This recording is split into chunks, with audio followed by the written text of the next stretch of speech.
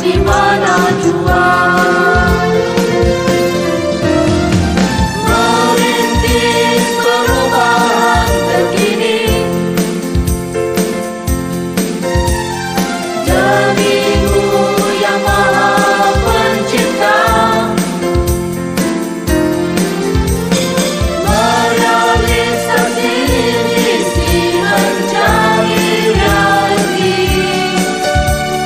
demi negara yang tercipta. Relevan, unik dan berbeza, bencana berhadapan bangsa.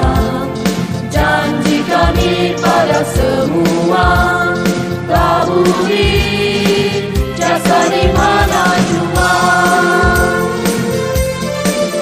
Universiti Malaysia Kelantan terbilang UMK.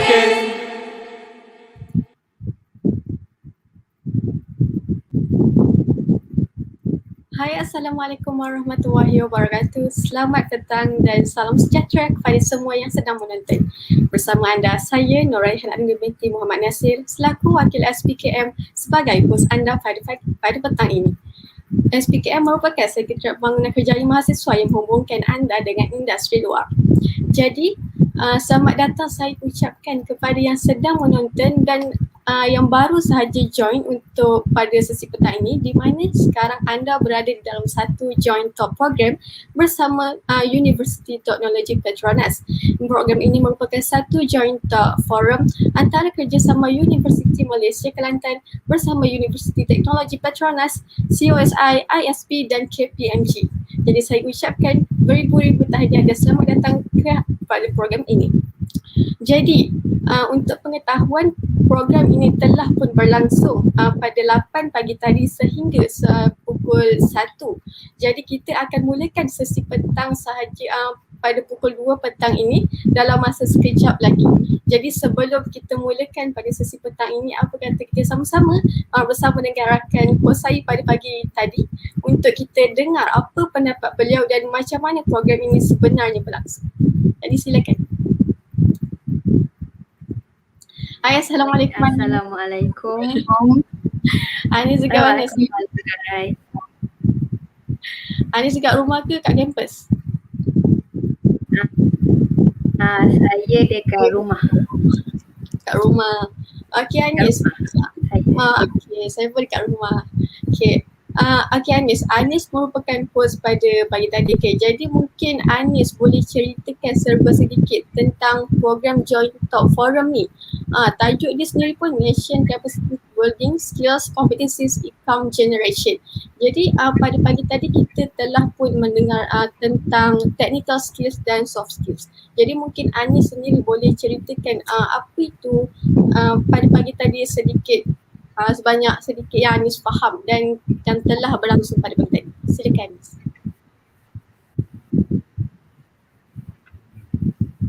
Okey, baik. Jadi sepanjang perkongsian dan kupasan daripada beberapa panel yang sangat hebat juga, yang terdiri daripada barisan profesor dan juga doktor, dan juga daripada ada panel yang terdiri daripada industri luar kita sendiri, mengupas topik tentang soft skill versus hard skill. Itu kadang-kadang kita sebagai graduan ni, kita kadang-kadang macam keliru mana yang lebih penting kalau kita dah keluar ke industri nanti. Adakah employers akan melihat lebih melihat kepada soft skill ataupun hard skill. Tapi berdasarkan apa yang saya dapat daripada perbincangan tadi, kedua-duanya sangat penting sebenarnya. Sebab sebelum kita, kalau bagi saya, sebelum kita nak tahu tentang sesuatu tu, kita kena tahu asas dia dulu. Seperti apakah sebenarnya soft skill tu, apakah sebenarnya hard skill tu. Lepas tu mengikut salah satu panel juga, saya agak tertarik dengan statement beliau. Beliau mengatakan seorang graduan ni dia perlu tahu bidang apa yang hendak dia ceburi pada masa akan datang. Bila dia dah tahu bidang yang dia memang khusus nak masuk tu nanti, so dia boleh awal-awal dia dah boleh set apa soft skill yang dia perlu asah, apa hard skill yang dia perlu asah. Okay, sebagai contoh bagi Kak Rai sendiri daripada Fakulti Teknologi, jadi mungkin bidang kerjaya Kak Rai dia akan morekan kepada hard skill sebab dalam bidang-bidang teknologi kan. Jadi macam saya pula, saya daripada bidang pelancongan, jadi saya banyak berinteraksi dengan pelancong, dengan manusia lah boleh kata. Jadi saya memerlukan soft skill yang tinggi berbanding dengan hard skill sebab saya perlu berkomunikasi banyak. Jadi itulah yang serba sedikit lah yang saya dapat. Okay, terima kasih Anis. Seperti yang Anis cakap sebenarnya tadi, panel dan moderator kita pada hari ini bukan calang-calang orang. Kita dah jemput di fakulti, profesor dan sebagainya. Memang pendapat mereka, kita perlukan pendapat daripada orang yang memang high profile orang kata, macam memang bidang berpengalaman. Jadi saya sendiri bersetuju dengan Anis bahawa kita memang memerlukan soft skills dan hard skills. Walau bagaimanapun saya rasa walaupun mungkin saya sebagai designer mungkin saya perlukan hard skills lebih banyak, tapi mungkin sekarang industri memerlukan juga orang yang ada kedua-duanya. Jadi mungkin dekat situ kita boleh slow-slow perbaiki diri untuk ada soft skills dan technical skills. Okay, jadi Anis tahu apa petang ni kita punya akan dikupas. Tajuk yang akan dikupas. Mungkin Anis boleh bagi pendapat Anis tentang permanent job versus freelancing. Silakan. Okay, jadi untuk topik yang bakal dikupas untuk petang ni iaitu permanent job versus freelancing. Saya rasa topik ni sangat-sangat berkait lah dengan kita punya situasi zaman sekarang ni, pandemik COVID-19 ni, sebab hampir separuh pekerjaan hilang lah boleh katakan. Hampir separuh ekonomi kita ni dia jatuh disebabkan kehilangan pekerjaan. Jadi kebanyakan orang sekarang ni sedang mencari pekerjaan yang sesuai dengan situasi ekonomi COVID sekarang. So jadi sebagai graduan, benda ni yang sangat sebagai mahasiswa yang bakal menjadi graduan, kita sangat-sangat merisaukan lah perkara ni. Jadi macam saya sendiri juga daripada pelancongan, daripada industri pelancongan, saya sangat-sangat risau. Macam sebab kita boleh tahu, kita boleh tengok industri pelancongan sekarang sangat-sangat jatuh. Jadi mungkin ada kupasan-kupasan daripada panel-panel hebat kita, macam mana dengan graduan-graduan akan datang, macam mana skop pekerjaan mereka, apa yang mereka boleh buat nanti. Macam itulah saya rasa. Terima kasih atas pendapat Anis. Ya, betul.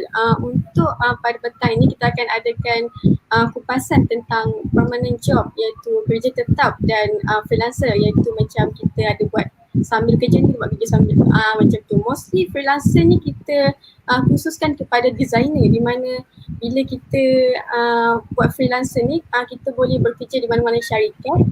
Dan sambil tu boleh siapkan design syarikat ni, siapkan design syarikat tu, itu dikatakan freelancer lah bagi pendapat saya. Jadi para graduan ataupun mahasiswa yang sedang menonton ni amatlah digalakkan untuk bertanya soalan kepada para panel dan moderator kita, sebab petang kita ada topik yang begitu macam dekat lah dengan kita dan topik yang krisis untuk para graduan pada masa kini, di mana memang kita sukar untuk mencari kerja disebabkan pandemik sendiri dan kekurangan apa orang kata orang syarikat pun banyak terpaksa hentikan sesetengah pekerja mereka.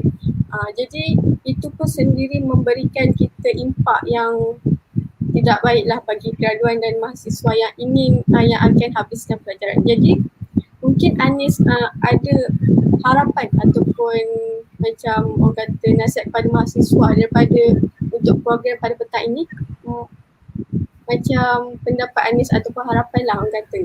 Apa harapan untuk mereka sama-sama tengok ataupun sama-sama kita menaikkan soft skills kita, tambahkan ilmu untuk sama-sama kita survive untuk pandemik. Silakan Anis. Okey, jadi harapan saya untuk rakan-rakan mahasiswa saya sendiri, saya berharap sangat mereka join program-program yang mendekatkan kita sebagai mahasiswa yang bakal bergerak graduan. Program-program macam ni yang mendekatkan kita dengan dunia industri luar supaya kita tak macam terkejut. Tahu-tahu je kita dah habis belajar, lepas tu tak tahu nak buat apa dah.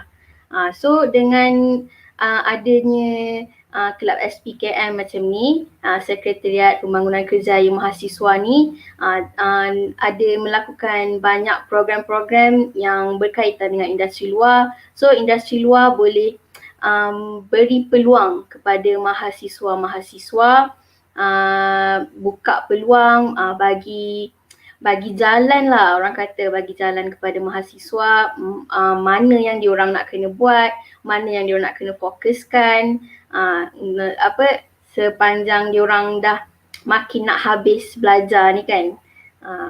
Itulah saya harap sangatlah rakan-rakan mahasiswa saya rajin-rajinkan dirilah, dia join program-program macam ni, timba ilmu-ilmu yang sangat-sangat bermanfaat macam ni.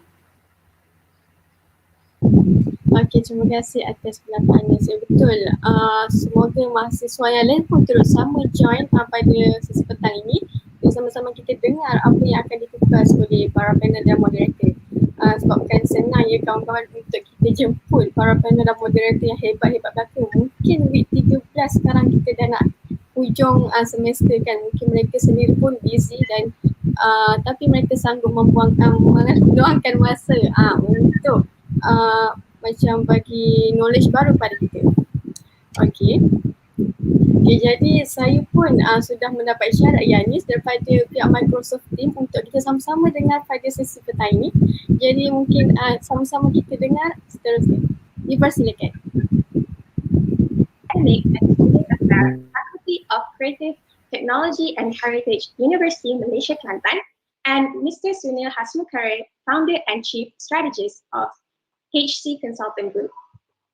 Our respected panelists, Associate Professor Technologist Dr. Nick Zulkarnain Haji Kizir, Associate Professor of Faculty of Creative Technology and Heritage, Universiti Malaysia Kelantan, Dr. Jayaraj Vijaya Kumaran, Head of Division of Global Entrepreneurship, Research and Innovation Center, Universiti Malaysia Kelantan, and Technologist Dr. Savita K. Sugatan, Lecturer, Faculty of Computer and Information Sciences, University Technology Petronas, and Advisor of KPMG UTP Ambassadors.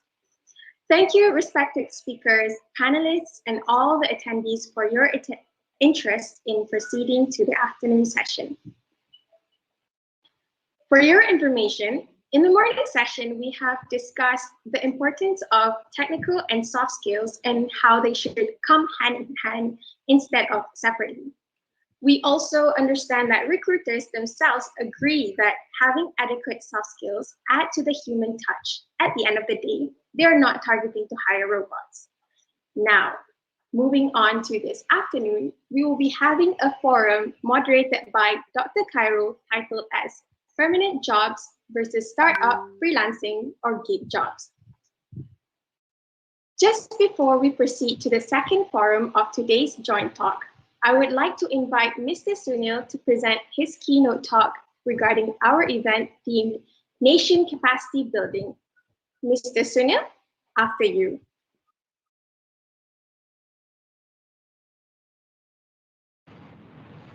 A very, very good afternoon, my dear friends, ladies and gentlemen. It's definitely a great honor to come back to UTP and be able to share some insights, some thoughts on this entire topic of income generation.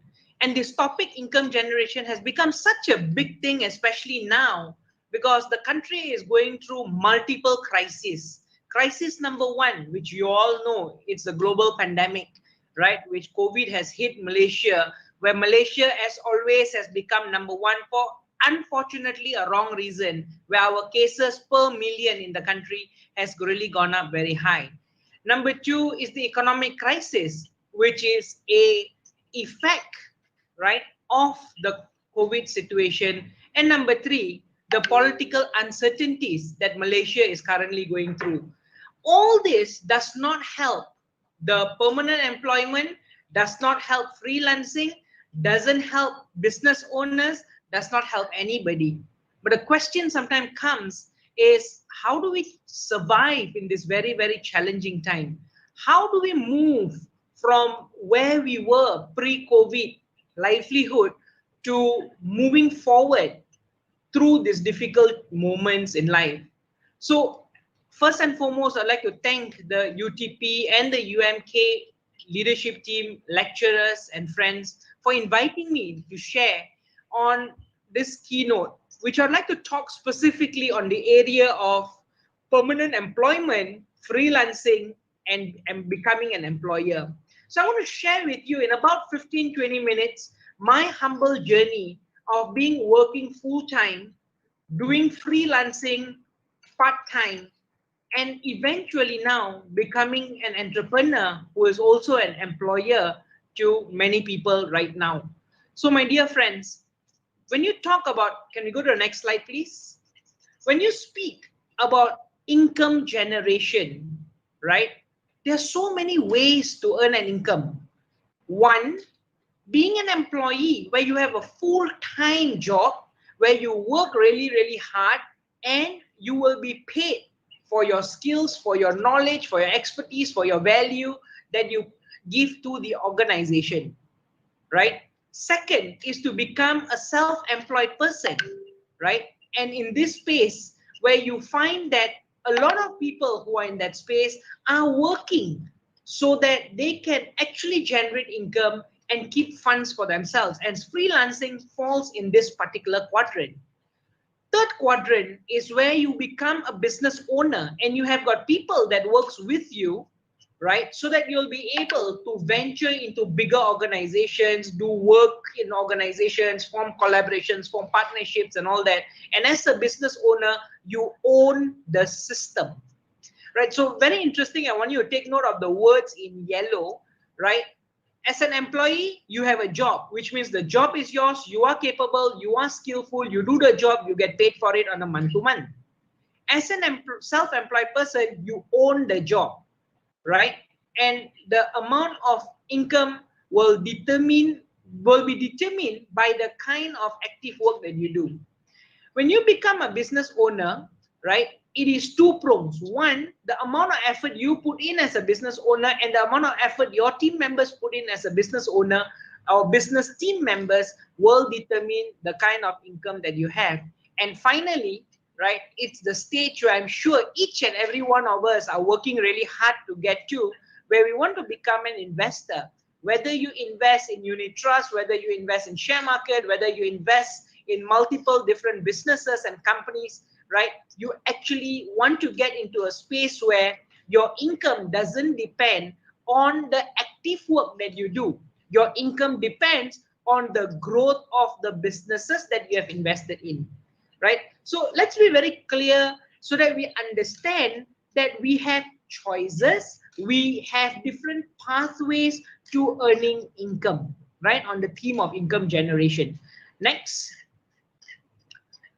So being a Petronas scholar, I was blessed with the opportunity to do my mechanical engineering with Universiti Technology Petronas, who have shaped to make me who I am today, right? And I had the chance to work for 10 amazing years in Petronas, right? From risk and governance to framework development to project management. It's been an amazing journey of learning. right? However, it wasn't an easy path because starting off in Petronas with a salary of 2,510 ringgit as my first salary, I still recall, it was never enough to even pay for the room and the basic livelihood. So I had to do some freelancing. Given my passion in the area of teaching and educating people, I used to take 2 trains and 1 bus just to get to a tuition center from from Daya Bumi in Cheras, at 2 Cheras, conduct the teaching for 2 hours, teach freelancing, come back, and then go home next day. Then I realized 30 ringgit for 2 hours of teaching is still not enough. What do I do next?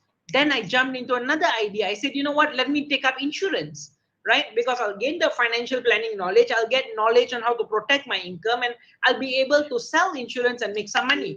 So not only I was working in Petronas, I was still doing my insurance part-time for 4 years.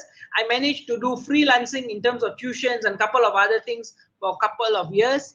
And in my 4th year in Petronas, I decided to convert my efforts, my struggles in earning a little bit of extra income through the training, coaching, speaking, consulting space, right, into a company where I formed my first company called HEPA Consultants in Berhad, right, while working in Petronas. I just created it as a side hustle, right? So the weekends, I will go and do team buildings. I will go and conduct trainings. I'll go conduct talks at nights and all that just to earn that little extra income. And that's where I positioned myself and I called myself a freelancer. Working hard enough, 10 years, right? And I still recall in the 5th year, I told my dad, I said, Dad, I want to leave Petronas. I want to go full-time into, self-employment, and I want to be a business owner. And he said, son, you know what? It might not be good enough. Take a little bit more time and gain your experiences and, grow your, business on a part-time mode. So I decided to listen to his advice, which was definitely the best advice ever. Year 10, I tendered my resignation. And the moment I rendered my resignation, I took 3 months time off just to relax, catch up with friends, travel a little bit more, right? And after that, I started focusing 100% on building up my companies, right? So HC Consultants Group, Solution Focus Academy, Center of Appreciative Inquiry were the group of companies and a couple more others that I started working on building ever since I left Petronas in 2017. Has that been an easy journey? Trust me, it's been the most memorable journey of my life. Has it been easy? No, it's not. Because money don't grow on trees, and you don't come here and pluck the tree and say, hey, $1,000 come down, $2,000 come down, 100,000 ringgit come down. Trust me, it's not as easy as this may sound, right? So it's been a beautiful experience moving from a full-time job, earning a good 6 to 8 months bonus in Petronas, to becoming a part-time freelancer, earning a couple of ringgit here, couple of ringgit there, to finally become an employer now. And I have got employees that works with me for the last couple of years, right? In the next slide, I would like to share with you, right, the difference, right, that I want you to be very, very mindful about when you are deciding whether you want to do freelancing, whether you want to go into full-time employment, or you want to eventually have a startup. Number one, when you talk about full-time employment, your income is based on your monthly promised amount, right? So if your performance appraisal is good, you are given, a 10% increment for the year, you will be getting that salary every month, right? The bigger the organization, the more confirmed the opportunity of ensuring that your salary comes in on time. And if you notice, I have actually put an asterisk in the word guaranteed, because today, nothing is guaranteed, dear friends. Absolutely no guarantee. Anyone who tells you that, working in a big organization or small organization is guaranteed, there's no guarantee. Because when a crisis comes, when economy takes a downturn, the only thing that employers will have to do, not out of want, but no choice, is to start looking into freezing hiring, to start looking into retrenchment, right? Currently, I'm helping 3 different organizations who are currently retrenching anything between 200 to 700 employees. So yes, a full-time job, which means you have got a comfortable income coming in on a month-to-month basis. It is performance-based. That's why you will have your performance bonuses and all that stuff. But again, the job is never guaranteed because no one of us are irreplaceable, right?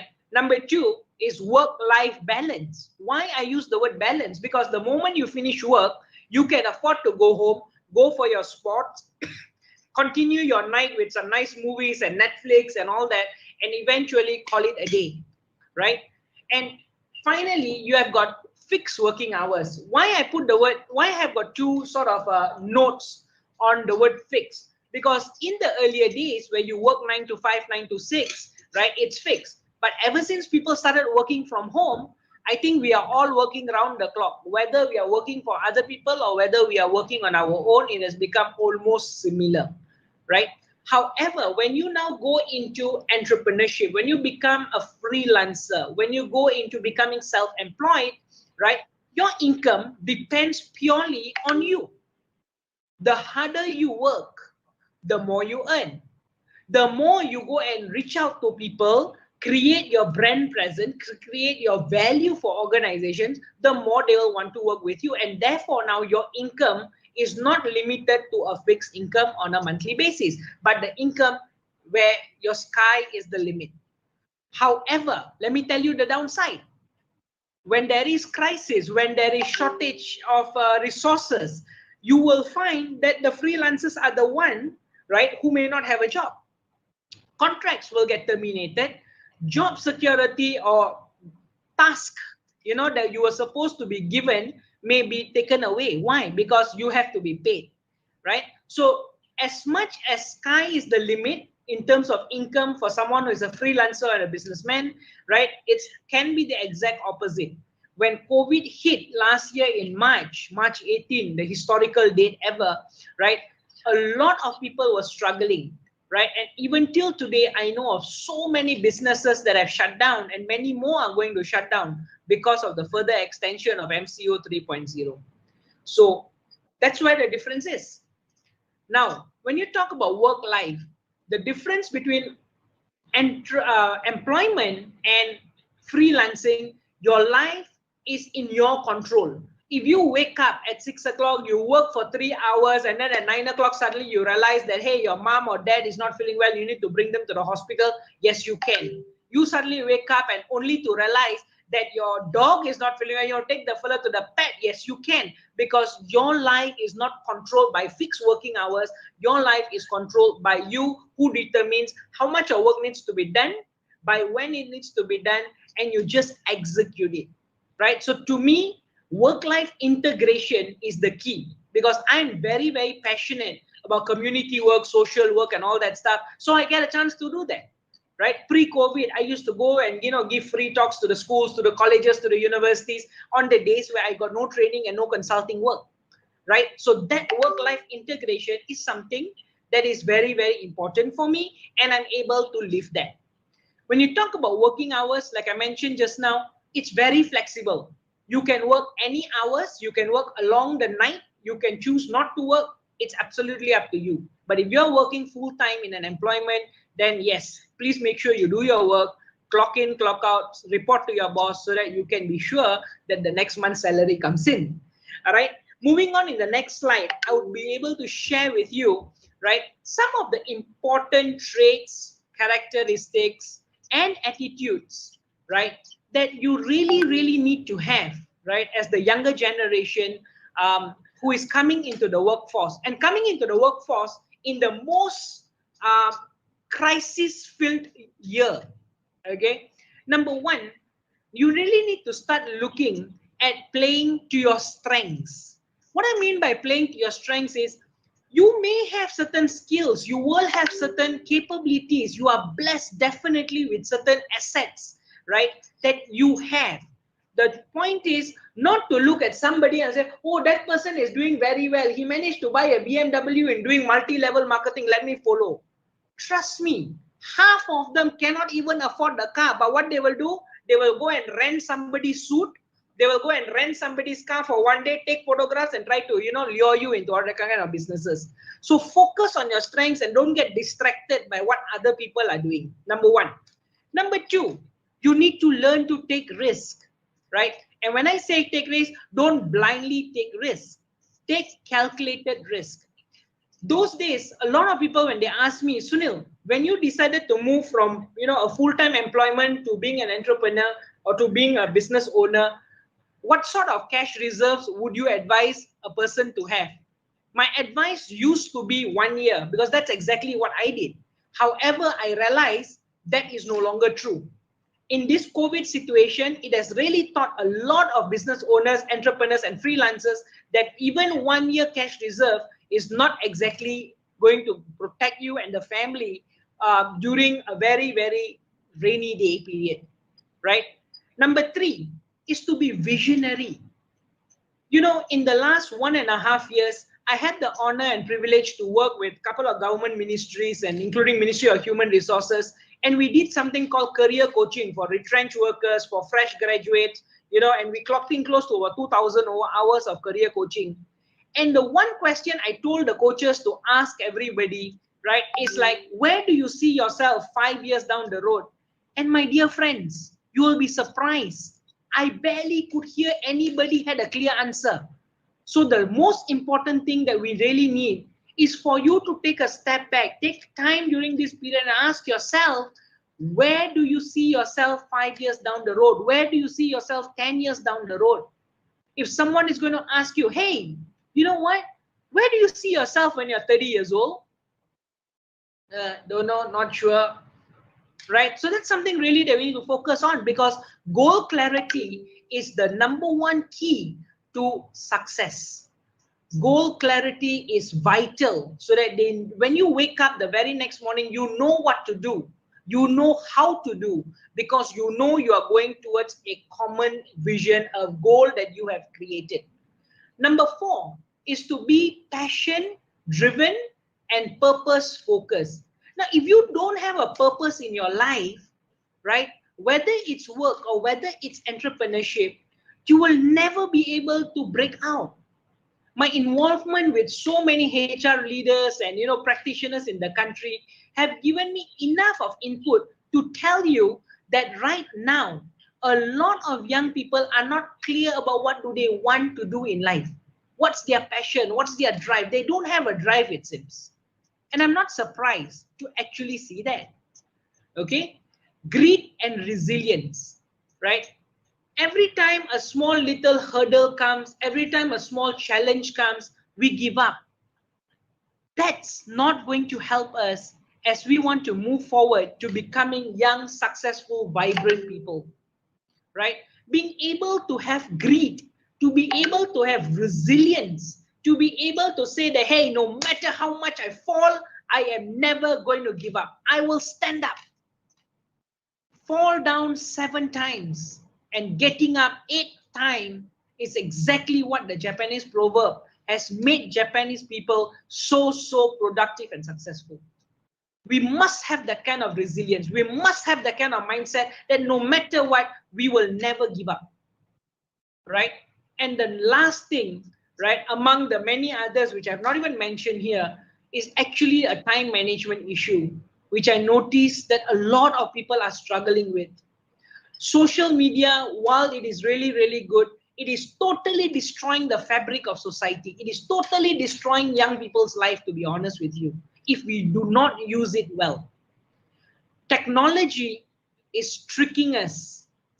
If we do not control technology, technology will control us, and then we will become like robots, right? I did a workshop just before the COVID pandemic for about 350 young people in Seremban, and I asked them to do a little activity, right, where I get them to fold the A4 paper into 24 parts. One part represents 1 hour of their life, and I just mentioned the different kind of activities that people will normally do in a day. I told them to tear off the pieces of paper. You'll be shocked. You'll be shocked, my dear friends. People can spend 4 to 6 hours on Facebook, Instagram, and other social medias. And I asked them, are you trying to use your social media to do online business? Because that might be good. Oh, no, lah, sir. We are actually, just checking out other people's videos, see what they're doing. It's so nice to see people actually, having nice house, nice car. That's another source of why you are going into depression. Because you look at your neighbor and he may taken a photograph with somebody else's car and like, oh my God, he got a new car. Why he can, I cannot. We start comparing our lives with people. So the key here is to master our life. And the way to master our life is to master time. Time is the only limited resource you have, because every second of your life and my life that is gone will never ever come back. Money gone can be earned back. Time and health, when it's gone, it cannot be recovered. So please make sure that you really plan your time. Many a times, friends of mine in UTP, and I'm very sure some of our lecturers who are here, who have seen me grown from a young boy to who I am today, Dr. Savita, Dr. Anna, can vouch for this. During the uni days, I had friends who used to be able to go to the mama, lepak here, lepak there, and all that. And I was on the opposite side, always running after one club to another club's activity, society, doing this, doing that, doing that, doing that. Right? Why? Because I was hungry for experience. I was hungry to build my soft skills. I was hungry to really understand how can working in all this volunteerism stuff give me an opportunity to sharpen my personal skills. And that hard work, that sacrifices paid off. Because when I went out there to ask for jobs, right, not only that I needed to write the CV and submit to multiple companies, within 1 month of submitting CVs to multiple organizations, I had 7 to 8 job offers in 1 month. When peers of my own circle were struggling to get jobs, I was just blessed. But did that blessing come just from the sky? No. It was sheer hard work, sheer sacrifice. Sacrifice of what? Lepak time with friends, hanging out with classmates. No, I was very focused. I knew my job in the university was to go in there, study really well, do my assignments, get good, decent grades, and then spend the rest of the time involving myself in different clubs and societies, because it was giving me the chance to build my soft skills. So the effective time management and being very particular about how time was being spent has helped me to become who I am today. And I really hope that this message of effective time management will really go down well with the younger generation, because this is going to determine your success, right? Dear friends, you need to keep your dreams alive. Understand, to achieve anything, it requires faith and belief in yourself, vision, hard work, determination, and dedication. Everything is possible. The question is, are you actually focused? Are you actually willing to work hard? Are you willing to sacrifice? Comfortable life, must work only 9 to 5, cannot have extra pressure, cannot have extra stress. You must just be able to do the clock in, clock out and all that. That will not get you to greater heights. The resilience, the greed, the purpose-driven mindset, focus on your passion, being able to have very clear goals and vision, being able to always look at your strengths and not look at your weaknesses, and always being solution focused will help you to get through all sorts of challenging times to achieve great success in life, right? Next slide, I will share with you, right, some traits of successful people and unsuccessful people. One of the most important thing I would like to encourage and invite all of you to do is to actually practice something called gratitude. Dear friends, every morning when you wake up for your subuh prayers, or when you wake up, just before you go out, I think what you should really consider doing is to really spend 5-10 minutes in quietness, in silence, and write down in a journal what are the 5 to 6 things that you're most appreciative about in your life. A lot of my friends, a lot of clients, a lot of associates who were working closely with me over the last 1.5 years, who were slipping into depression and stress, and their mental well-being was so badly affected, I just suggested them to do this one thing, and I made sure that they actually do it for a minimum of 21 days.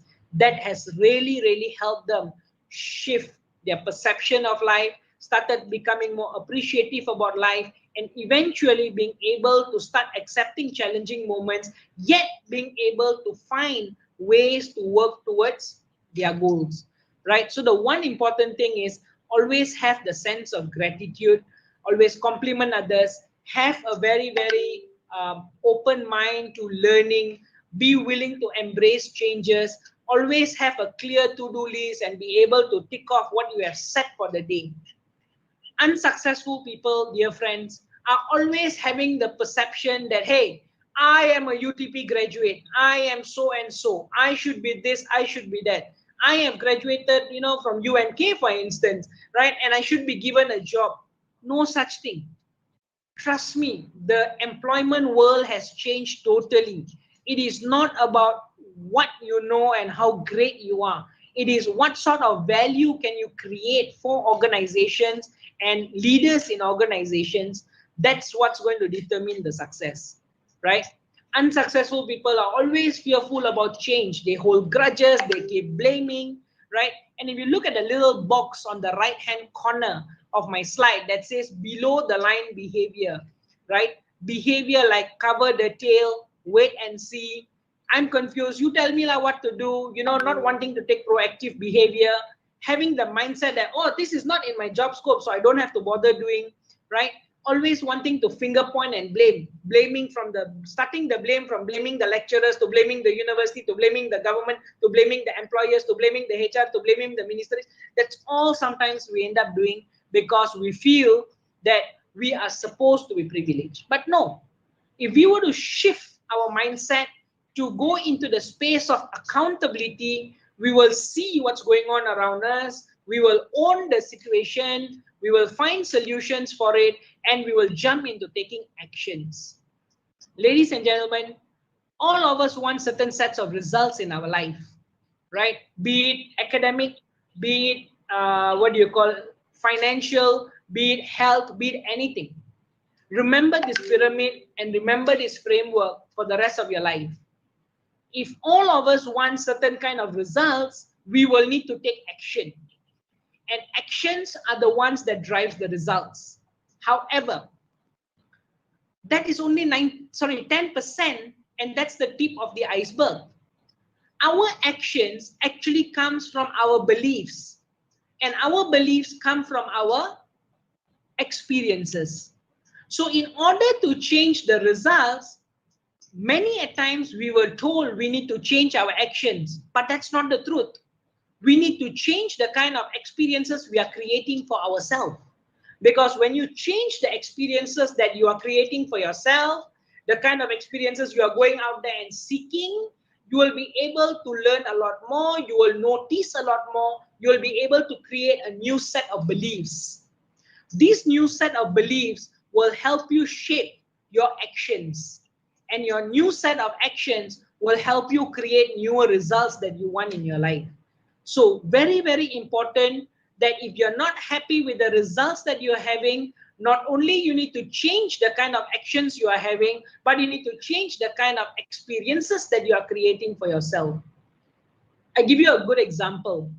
A lot of successful people have shared this, and I'm personally sharing with you that yes, it is true. Tell me who your 5 friends are, and I'll tell you who you will become. I'm sure you have heard of that. If you are always surrounded by people who are negative, people who believe in, self-victim conversation, people who talk about other people, people who focus on the blaming game and all that, you will become like that. Why? Because what is repeatedly said, you will feel that it is true. Why? Because in the next slide, okay, you will see I have put a very powerful quote. And in the next slide, you will see, next slide please, right? Your words form your world. What you say, what you think, and what you do will start becoming more and more aligned. The people who are struggling are the people who don't have the congruence in their 3H, right? What they think, what they say, what they do, if it is aligned, you will find a lot of peace. When it is not aligned, you will find that you are always very stressed because otak fikir sesuatu, mulut bercakap sesuatu, hati merasakan sesuatu, dan tangan sedang buat benda yang lain. So that is very, very important, where you form an alignment of your 3H. Your head, your heart, and your hands must be aligned. Ladies and gentlemen, I really, really hope that you found some important key takeaways from this session. And I thank you very, very much for listening to this session. If you need some support, you can reach out to me on LinkedIn. And thank you very, very much.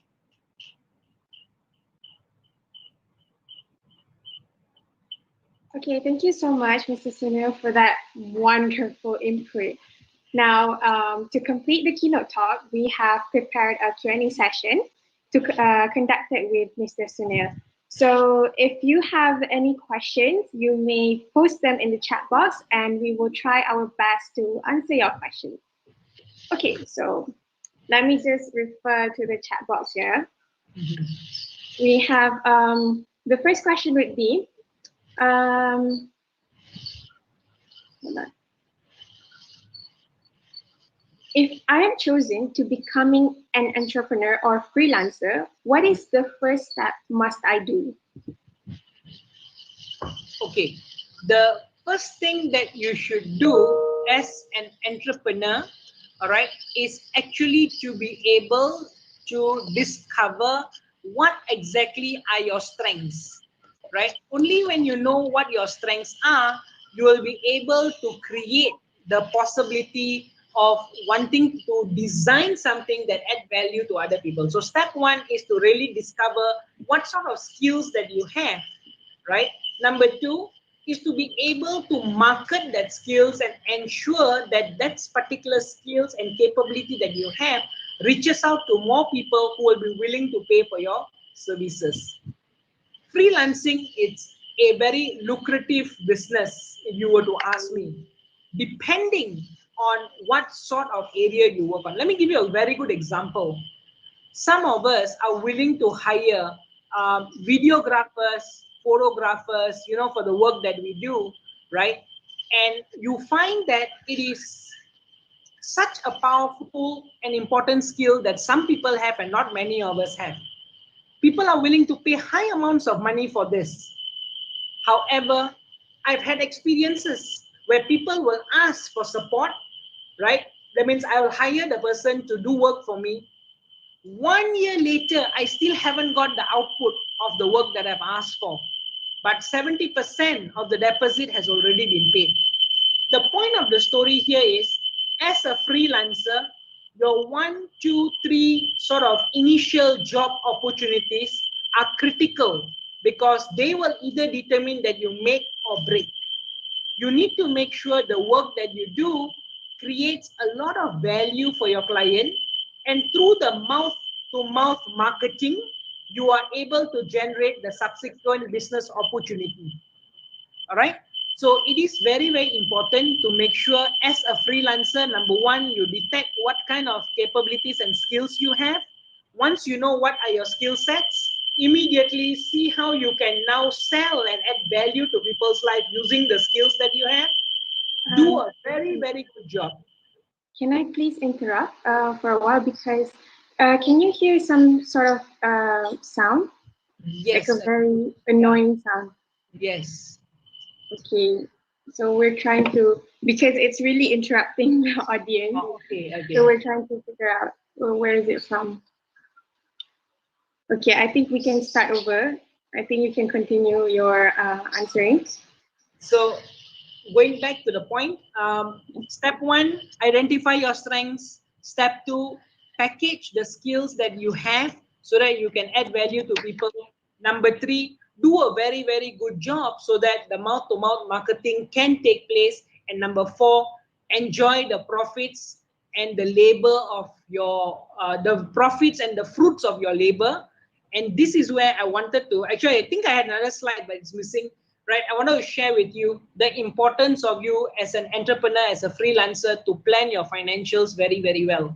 Don't get excited if you have secured a 50,000 ringgit gig for 3 months, take all the money, spend it up, and then you don't know what to do next. Right now, cash flow management, right, and being able to ensure that even in times where you don't have any freelancing work, you don't have other source of income, you are still able to sustain yourself. right? So that's the point of the story. Manage your cash flow well as a freelancer. Okay, I see. That was so. If I were to recap to answer that question, Mr. Sunil mentioned that the first step is to discover your strength.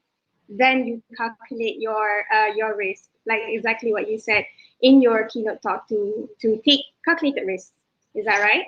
Yes. Okay, so moving on to the next question. Okay, it says, Mr. Sunil, as you said earlier, youngsters tend to be insecure, but in your opinion, isn't having a pressure will push us to become more competitive? Sorry, can you repeat that? Okay. As you said earlier, youngsters tend to be insecure, but in your opinion, isn't having a pressure push you to become more competitive? So it depends. If people are able to take pressure in a positive way, yet it becomes a source of motivation, it becomes a source of drive. But a lot of people compare themselves with other people and they feel that they are not good enough. The low self-esteem and the low confidence is going to create so much of pressure and stress. And if you are aware, we have got almost daily cases of young people who are committing suicide because they cannot take the pressure of being in a competitive environment. So the mindset has to be right, where yes, somebody is better, but that doesn't mean I'm not good enough. I can work hard and become better.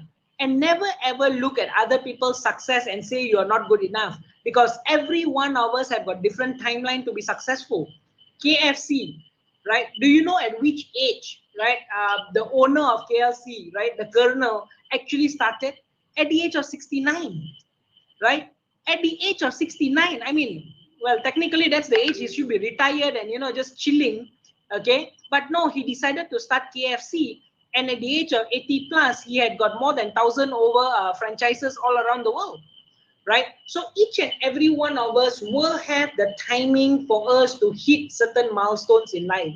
If you have not reached it now, don't compare yourself, right? So with other people. Okay, I understand that you say it's mostly about how we take the pressure, right? It depends from individual to individual. The mindset. Yes, the mindset. If you plan to take it positively, the positive it will become, and if you plan to take it negatively, the negative it will become. Yeah. Okay, thank you so much for answering that question. I guess we'll move on to the next question. Okay, Mr. Sunil, I would like to ask, what are the possible risks that we should consider to prepare ourselves to be self-employed? What are the skills we need in order to be self-employed? The risk. What are the possible risks that we have to consider?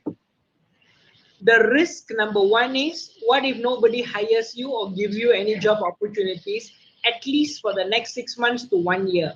Why 6 months to 1 year? Because that is the phase for your time for product development. That's the time that you need in order to be able to create something of value, be able to market it, create successful stories, have good testimonials, and be able to sell to other people using the past success story and testimonials that you already have, right? So you must be able to manage financially for 6 months. And there are two parts of finances. One is your business operating finance, and number two is your personal finance, right? So if you are able to manage that, you are in a better shape. So that's your risk number one. Okay, Mr. Sunil, yeah. Can we pause for a while? I'm so sorry, because this sound is so annoying. Okay, hold on. Okay, as you were saying, that was risk number one. I am so sorry. No worries, totally understand. Okay, risk number two is to be okay if the first time that you start a product and the product doesn't work. Thomas Alva Edison had to design and redesign and redesign and redesign and redesign the light bulb 1,000 times before it became something that becomes useful for people, right? So never go into the thing that, okay, I'm going to design this water tumbler or this thermos, okay? This thermos is going to be able to sell and make lots of money for us. very, very high possibility that people may not want this thermos, right? So we must be ready that sometimes certain products, certain services that we package does not sell well to other people. And we must be ready for that particular risk to be mitigated. And that's where, going back to risk number one, time for your product development, product testing, and all that will come into play. Okay, duly understood. It's basically all about managing the risk. Okay. Next question. We have a couple more minutes. Okay, Mrs. Sunil. Do we have a right to label people as being unsuccessful, or is it that we need to relook at the values each and everyone has? So yeah, do we have the right to label someone unsuccessful? None of us have the rights to label another person. I think we need to start learning to live life by being non-judgmental, because the definition of success is very different from each and every one. And COVID-19 has really taught everybody a lesson in that space. That sound is there. Yeah, I'm sure you will adjust yourself if you listen to the Yeah, now I realized it. Okay. Yeah. Anyway, we shall not let anything stop us. Yes, agree. So the question on now COVID has shown us that, because see, to a person who has got a 2-bedroom apartment, who has got a 3,000 ringgit monthly income, he is peaceful, he is happy. Okay, he is peaceful, he is happy, and is able to continue his life. But there are some people who have bought these big bungalows with, you know, BMWs and Mercedes and Alphas and all that, are struggling. Why? Because to pay 30,000-40,000 ringgit in debts each month are the ones who are crying. I'm in the training, coaching, consulting business, and some of you who know, the president of the Trainers and Coaches Association in Malaysia, right? I have had some of my trainers and coaches who called me. And these are not trainers and coaches who are considered small. They are huge in the industry. They are doing very, very well. They have got huge, big properties and all that stuff. But 1 or 2 people of this level called me crying on the phone. Mr. Sunil, please try to open the industry. We really need training business. If we cannot do training business, we cannot pay for our debts. We are going through suffering and all. And I also speak to another group of trainers and coaches who have, you know, got a small little 2-bedroom flat, right? They have paid that up already. They have got their 6 months to 8 months of, you know, enough money to survive and pay for their bills and all that. Small little expenditures, right? So who is more successful in your opinion? If you ask me to judge, which I'm not judging, but again, you need to learn how to do financial management in life, right? The people with the 2,000, 3,000 ringgit income a month, right, with a two-story or two bedroom flat that they are staying in, is a more successful person because he's able to relax his life during COVID and not be stressed out.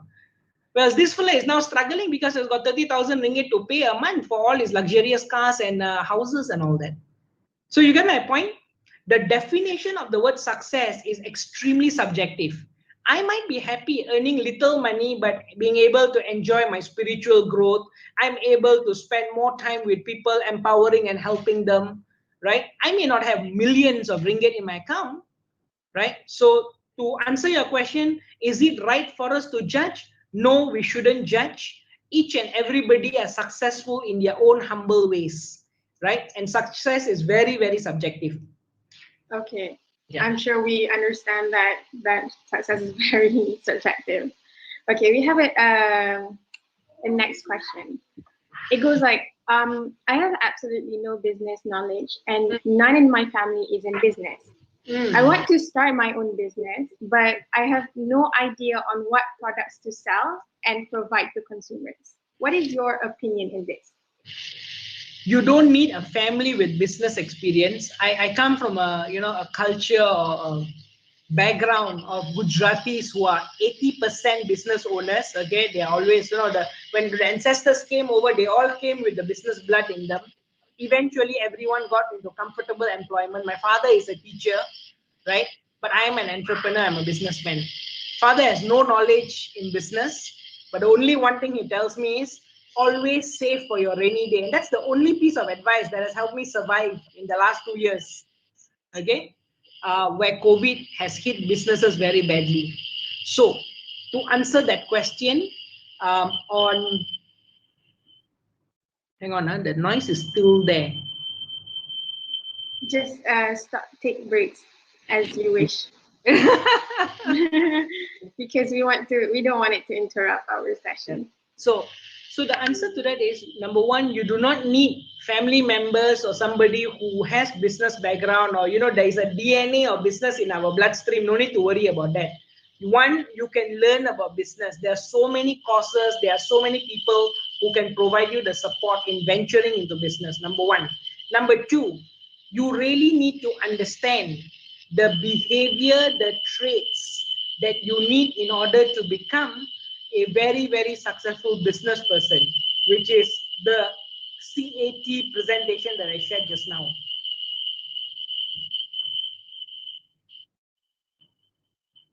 Okay, right? Number three, it is really critical that you be humble enough to go and learn from different people who have already gotten into the space of entrepreneurship. Listen to all these different talks, go and learn, right? And then go back to yourself and see how you can apply some of these learnings, right? These three things is the one that I will highly recommend you to start with. The fourth one is look out for business mentor, right? So if you can find on LinkedIn, on social media, or someone that you really look up to from a business perspective, get in touch with them. Tell them that, hey, I'm very excited about venturing into, a business. Please guide me. Please tell me what you have done, right? It all depends on how hungry you are to learn and to grow, right? So you do not need a family background with business that will help you grow the business. Instead, you need a mentor to grow the business, and also your own talent and passion. Okay, thank you so much, Mr. Sunil. We have 5 more minutes, and maybe we could include in 2 more questions. So from the floor. Okay, the next question is, entrepreneurship and financial education should be taught from high school itself. May I know your opinion on this? Sorry, can you repeat the last part? I lost you. May I know your opinion on this? Entrepreneurship. Okay. Entrepreneurship and financial education should be taught from high school itself. May I know your opinion? 100%. In fact, I was talking to my financial planner, and she did a very simple math and said that, Sunil, if anybody at a very, very young age, right, start saving even just 100 ringgit every month, puts that money. The noise is coming from a microphone that ada kanak-kanak kat belakang. Okay.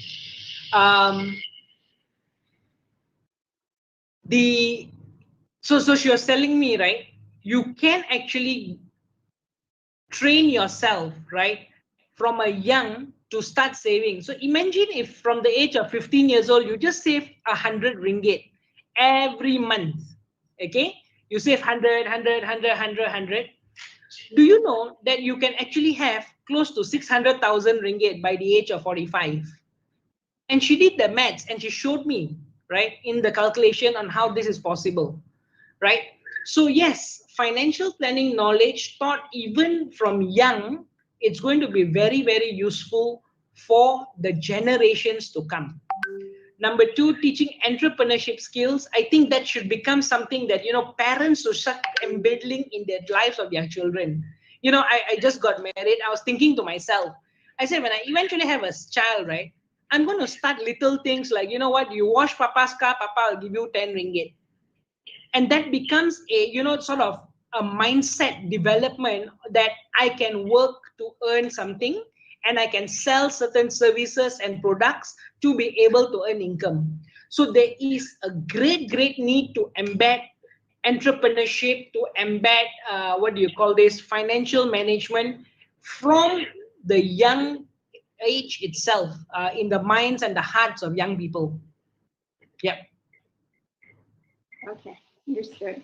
Thank you, Mrs. Sunil.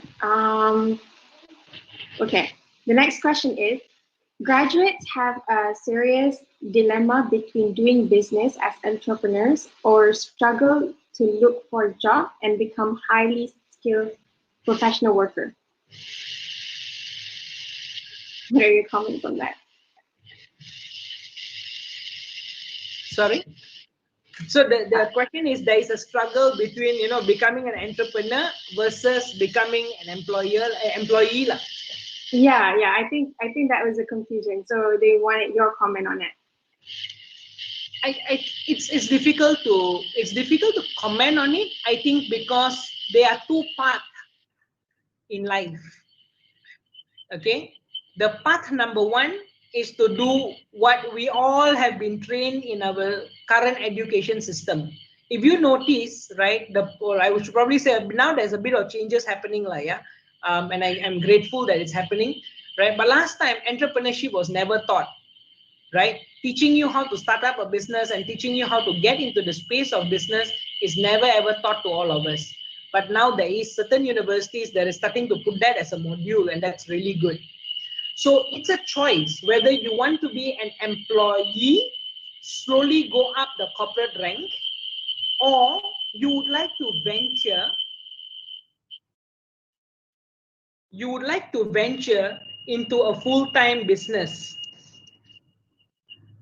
right? And when you actually venture into either one of the path, you just need to work hard to be able to be successful in the space that you have. So it's difficult to comment which is for whom. I was blessed that at the age of 17, I was invited to speak at United Nations. I discovered the excitement and the fun of being in public spaces, traveling around the world. I've traveled to probably over 47, 48 countries by now, spoke to close to 150,000 people already, right? So I discovered that training, coaching, consulting is something I am passionate, and this passion can generate an income, right? So I work towards a corporate job, got my corporate experiences, and I now go and support other organizations to do this. Hang on now. Mr. Sunil, may I ask, is your phone anywhere near? No. No, okay. Okay, we're trying to figure out what the problem is. Oh, okay. Right. So to answer your question, there's no one right thing, because different people have got a different cutout for that, right? So you need to be able to see what excites you. Okay. Okay, so you have finished answering the questions. Okay, now due to time constraint, we might have to end the Q&A session here. Thank you, Mr. Sunil, for helping out to clear the confusion. Now, I would like to remind everyone to fill in the feedback form at the end of this afternoon session to claim your e-certificates. We will take 5-minute breaks. In the meantime, stay tuned. Thank you.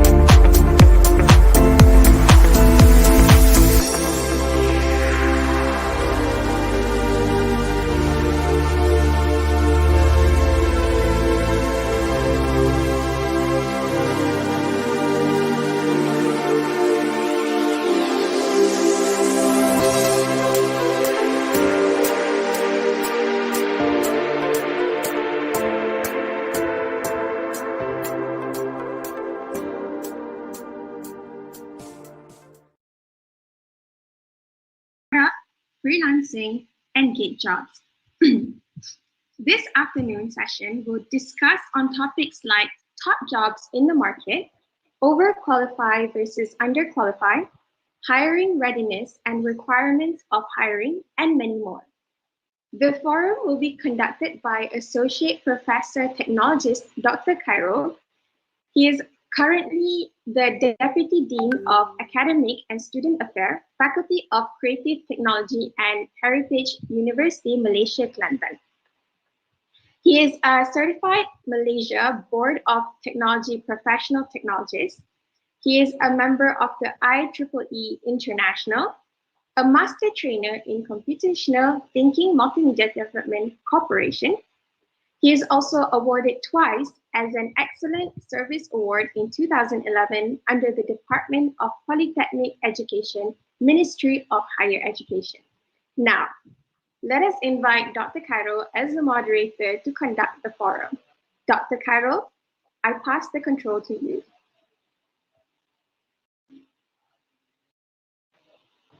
Okay, Assalamualaikum and very good afternoons to all. Salam sejahtera.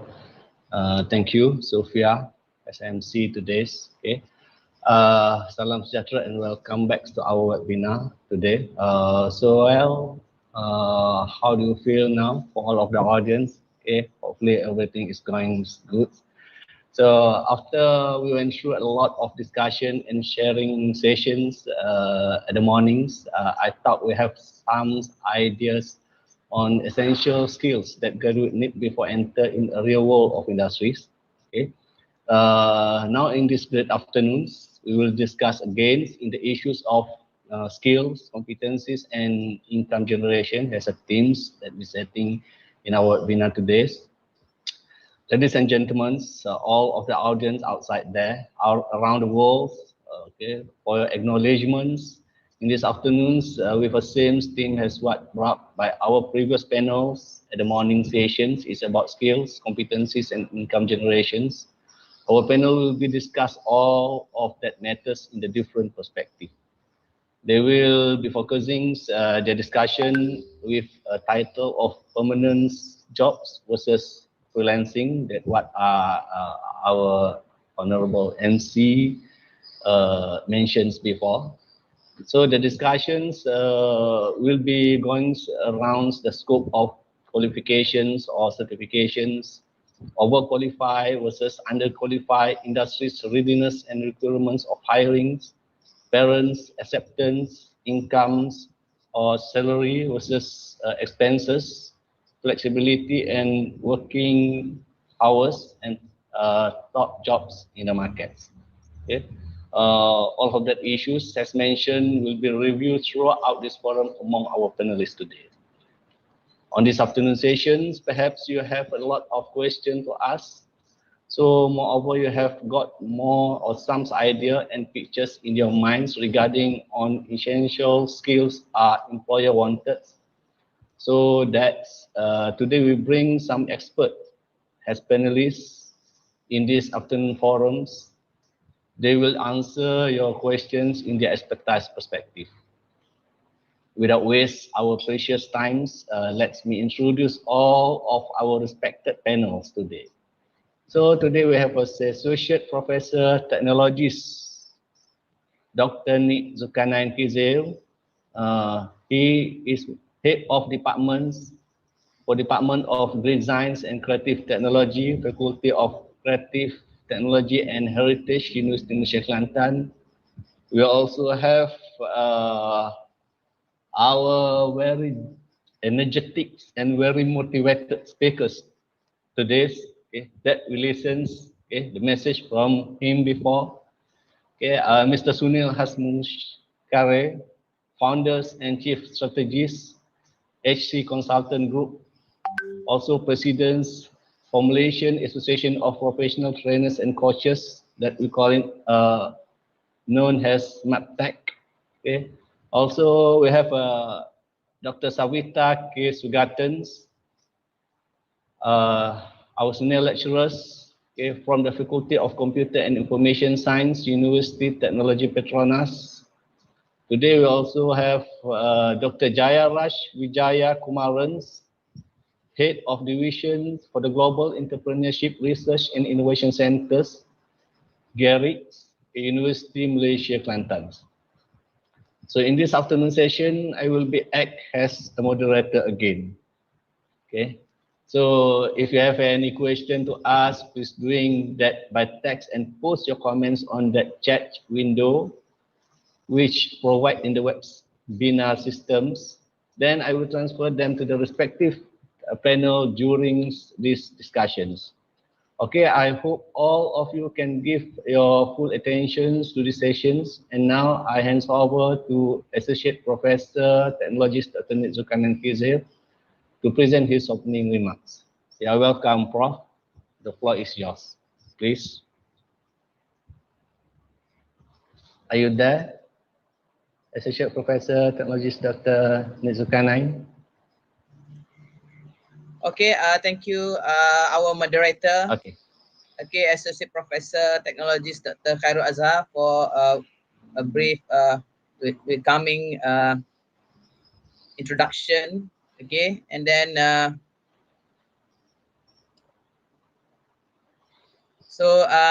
maybe we can start with our topic today. We talk about this on permanent job versus freelancing. So when we talk about the job market over there, so maybe we can look into some basic, the pro and cons between this work as an employee and the freelancer job as a permanent employee or a freelancer job.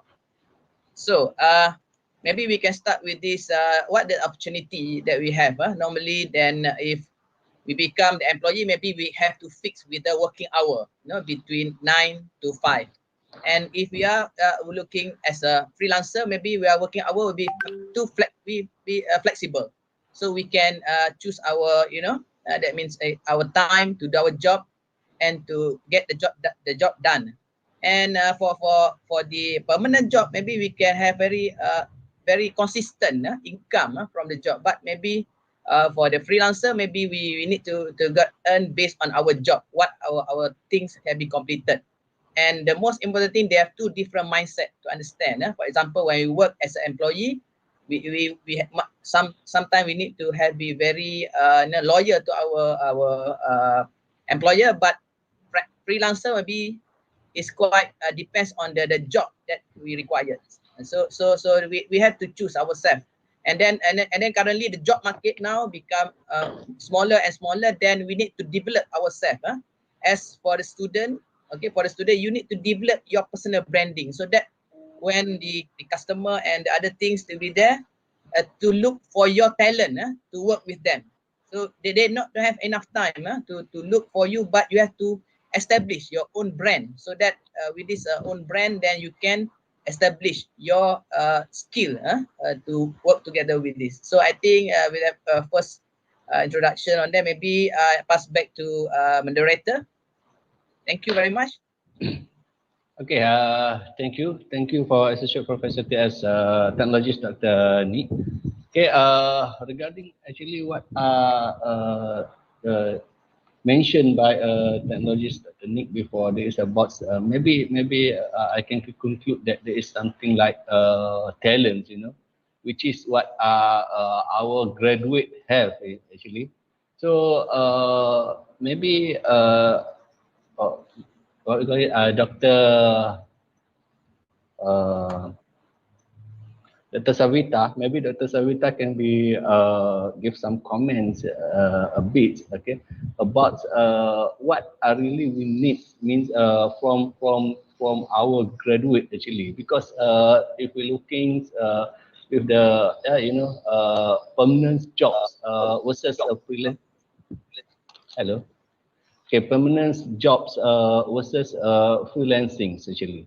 So that is a good title actually, but that is also the selecting that must be our graduate thinking about that. Okay, if we want to be a permanent, what kind of attribute that they have?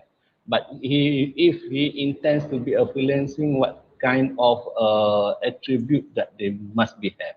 And then regarding to all of the two things that choose, so what are actually we need our student actually prefer to take it, permanent job or freelancing jobs. Okay, Dr. Savita, you have any comments about that? Okay, thank you, Mr. Moderator, Dr. K. Hi everyone, hi all the participants. Okay, that's a very powerful question indeed. All right, so I think being an entrepreneur or a freelancer is actually you need to know. I mean, it is a trend now. If you can see, especially with the pandemic, from last year, I can see there's a rising trend that everyone is looking into freelancing, workers, and entrepreneurship. But whatever it is that a person choose to do it, I think you need to be clear what is your ultimate goals. What is your ultimate purpose? Why do you are looking into freelancing? Like what Mr. Suni said, it looks easy because you have seen someone who already successful. Maybe they have achieved many things and they have earned a good amount of income. But the journey to achieve that, it is a long journey, right? With a lot of commitment, a lot of passion. And like they just say, like the grass might be greener on another side, so something like that. So you need to be prepared.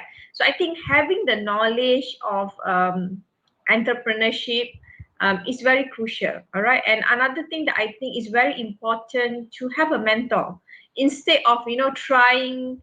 I mean, part of entrepreneur, yes, we try, we fail, but we do not want to reinvent the wheel if you know already that path will cause failure. So having a mentor, they were able to guide you the right path. So I think that's another keyword, to have a mentor. Apart from educating yourself or becoming freelancer or entrepreneur, it's good to have a mentor, and you must be clear. So I've seen some students that they are in the university level. They take formal education, right? They want to earn a degree, but during that process, while they're in the university, they start their entrepreneurship journey, probably selling cakes or anything that of their passion. So I realized something that I observed from my student is that they started entrepreneurship journey looking at their talent or looking at their passion, and from there they take the journey ahead. So I think we can start the entrepreneurship journey at very young age, probably in your primary school, not only in secondary school. I think something that we have to change the pattern. I've seen one of my friend son, or I think he's about 10 years old. So he loves chocolates and he loves to do baking at home. Okay, so the mom motivated and give all the full support, and then he asked for a donation. Then he went on crowdfunding, and eventually at 10 years old, he has a small factory to produce chocolate, chocolate balls, and he sells out at 10 years old. Okay, so all is possible, Dr. Cairo. Okay, I think Dr. Cairo, maybe something you like to add on? Yeah, okay. Actually, because of the, because of the, we have a graduates, and graduate have their own capabilities to do a lot of things. So actually, it's also depend to the, the talents. So talent itself, I think, is not enough. So talent must become with a practice. So always to be practice, and then you to be sharpen your talents. But by the way, if you just have a talent but you do nothing, means that you get nothing, isn't it? But if you without talent, you didn't have any talents, but you still sharpens your skills in what kind of skill that you want, for the example. So of course, if you sharpens the talents by times and times, you will be get that skills. Never okay, either you have a talent or you didn't have talents. So that is the most important thing. That's what I'm very interested, and with what Mr. Sunil mentioned before in his presentations before this, there's about he said that's about the very long journey to get a very with a success. To get a success, they take a lot of journey, and then I believe that everybody have a lot of long journey, you know, to get autistic in their own stance, isn't it? So by the way, they also have a different own learning. So, and it's also different to the character, it's also depend to the attitude, and also it's depend to the traits. So I'm like to ask the questions to the Dr. Raj. Dr. Raj, okay, maybe if in the perspective of the academic, for the example, okay, when we're talking about the to build up the character, build up the attitude and the traits among the graduates, okay, at the university actually. So if the ecosystem itself not supports, okay, to build up all of that thing, you think the graduate still can be build up their own attributes, okay, to be make them success, okay? Maybe Dr. Raj, have any comments about that?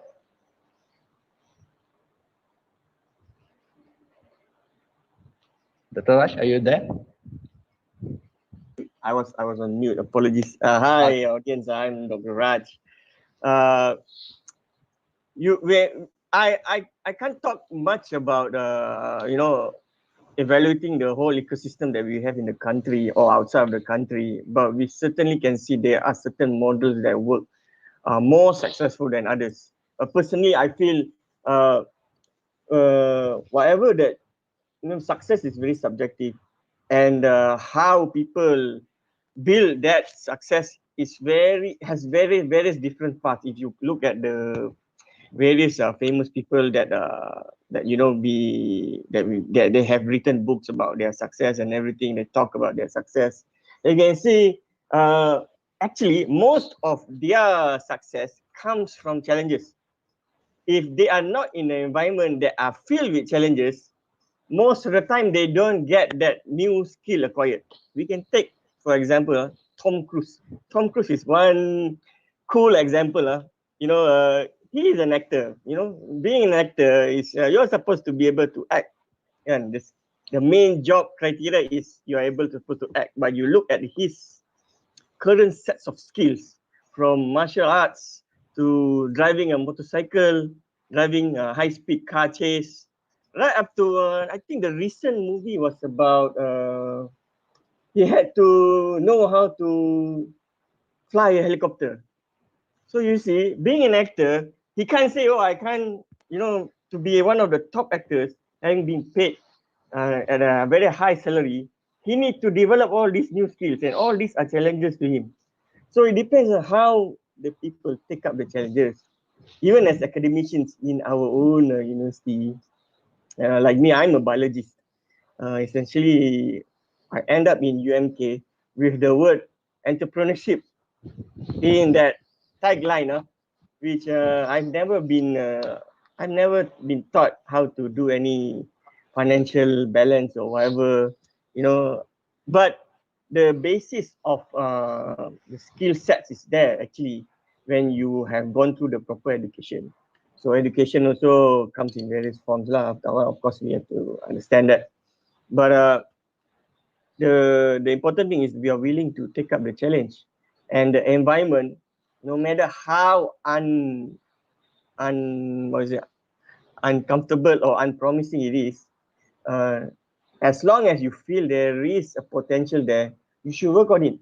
That's where I took up quite a few jumps of challenges while working in Universiti Malaysia Kelantan. Actually, I was from a faculty. Okay, so in the faculty, your job is to do research and teach, and all the other essential eight baskets that we need to fill. But when I jumped to the institute, there was a big leap of challenge that I had to handle, because first I was tasked to work on consultation, which before I entered Garrick, the institute, it was nothing more than 5,000 worth of consultation projects that I secured. But over the last year when I started, we are nearing to the goal of 150,000, which is okay lah for me. It's okay lah for 1 year over, right? So, but there's a lot of challenges I was facing. I had to learn how to write my own contracts. Learn how to engage with clients. We have to be very patient. The patience was one key factor actually. Learning how to deal with clients, understanding their needs, and that's all is a very steep learning curve, and we have to be adaptive. We have to be very adaptive, especially in this COVID times. You look at the situation, everything is moving very fast. It seems like everything is slowing down, but actually the nature of the job is moving very fast. We have made so many changes. The learning curve is so fast that I guess if we look back at what we have done, it's surprising that we are still able to be happy and enjoying life.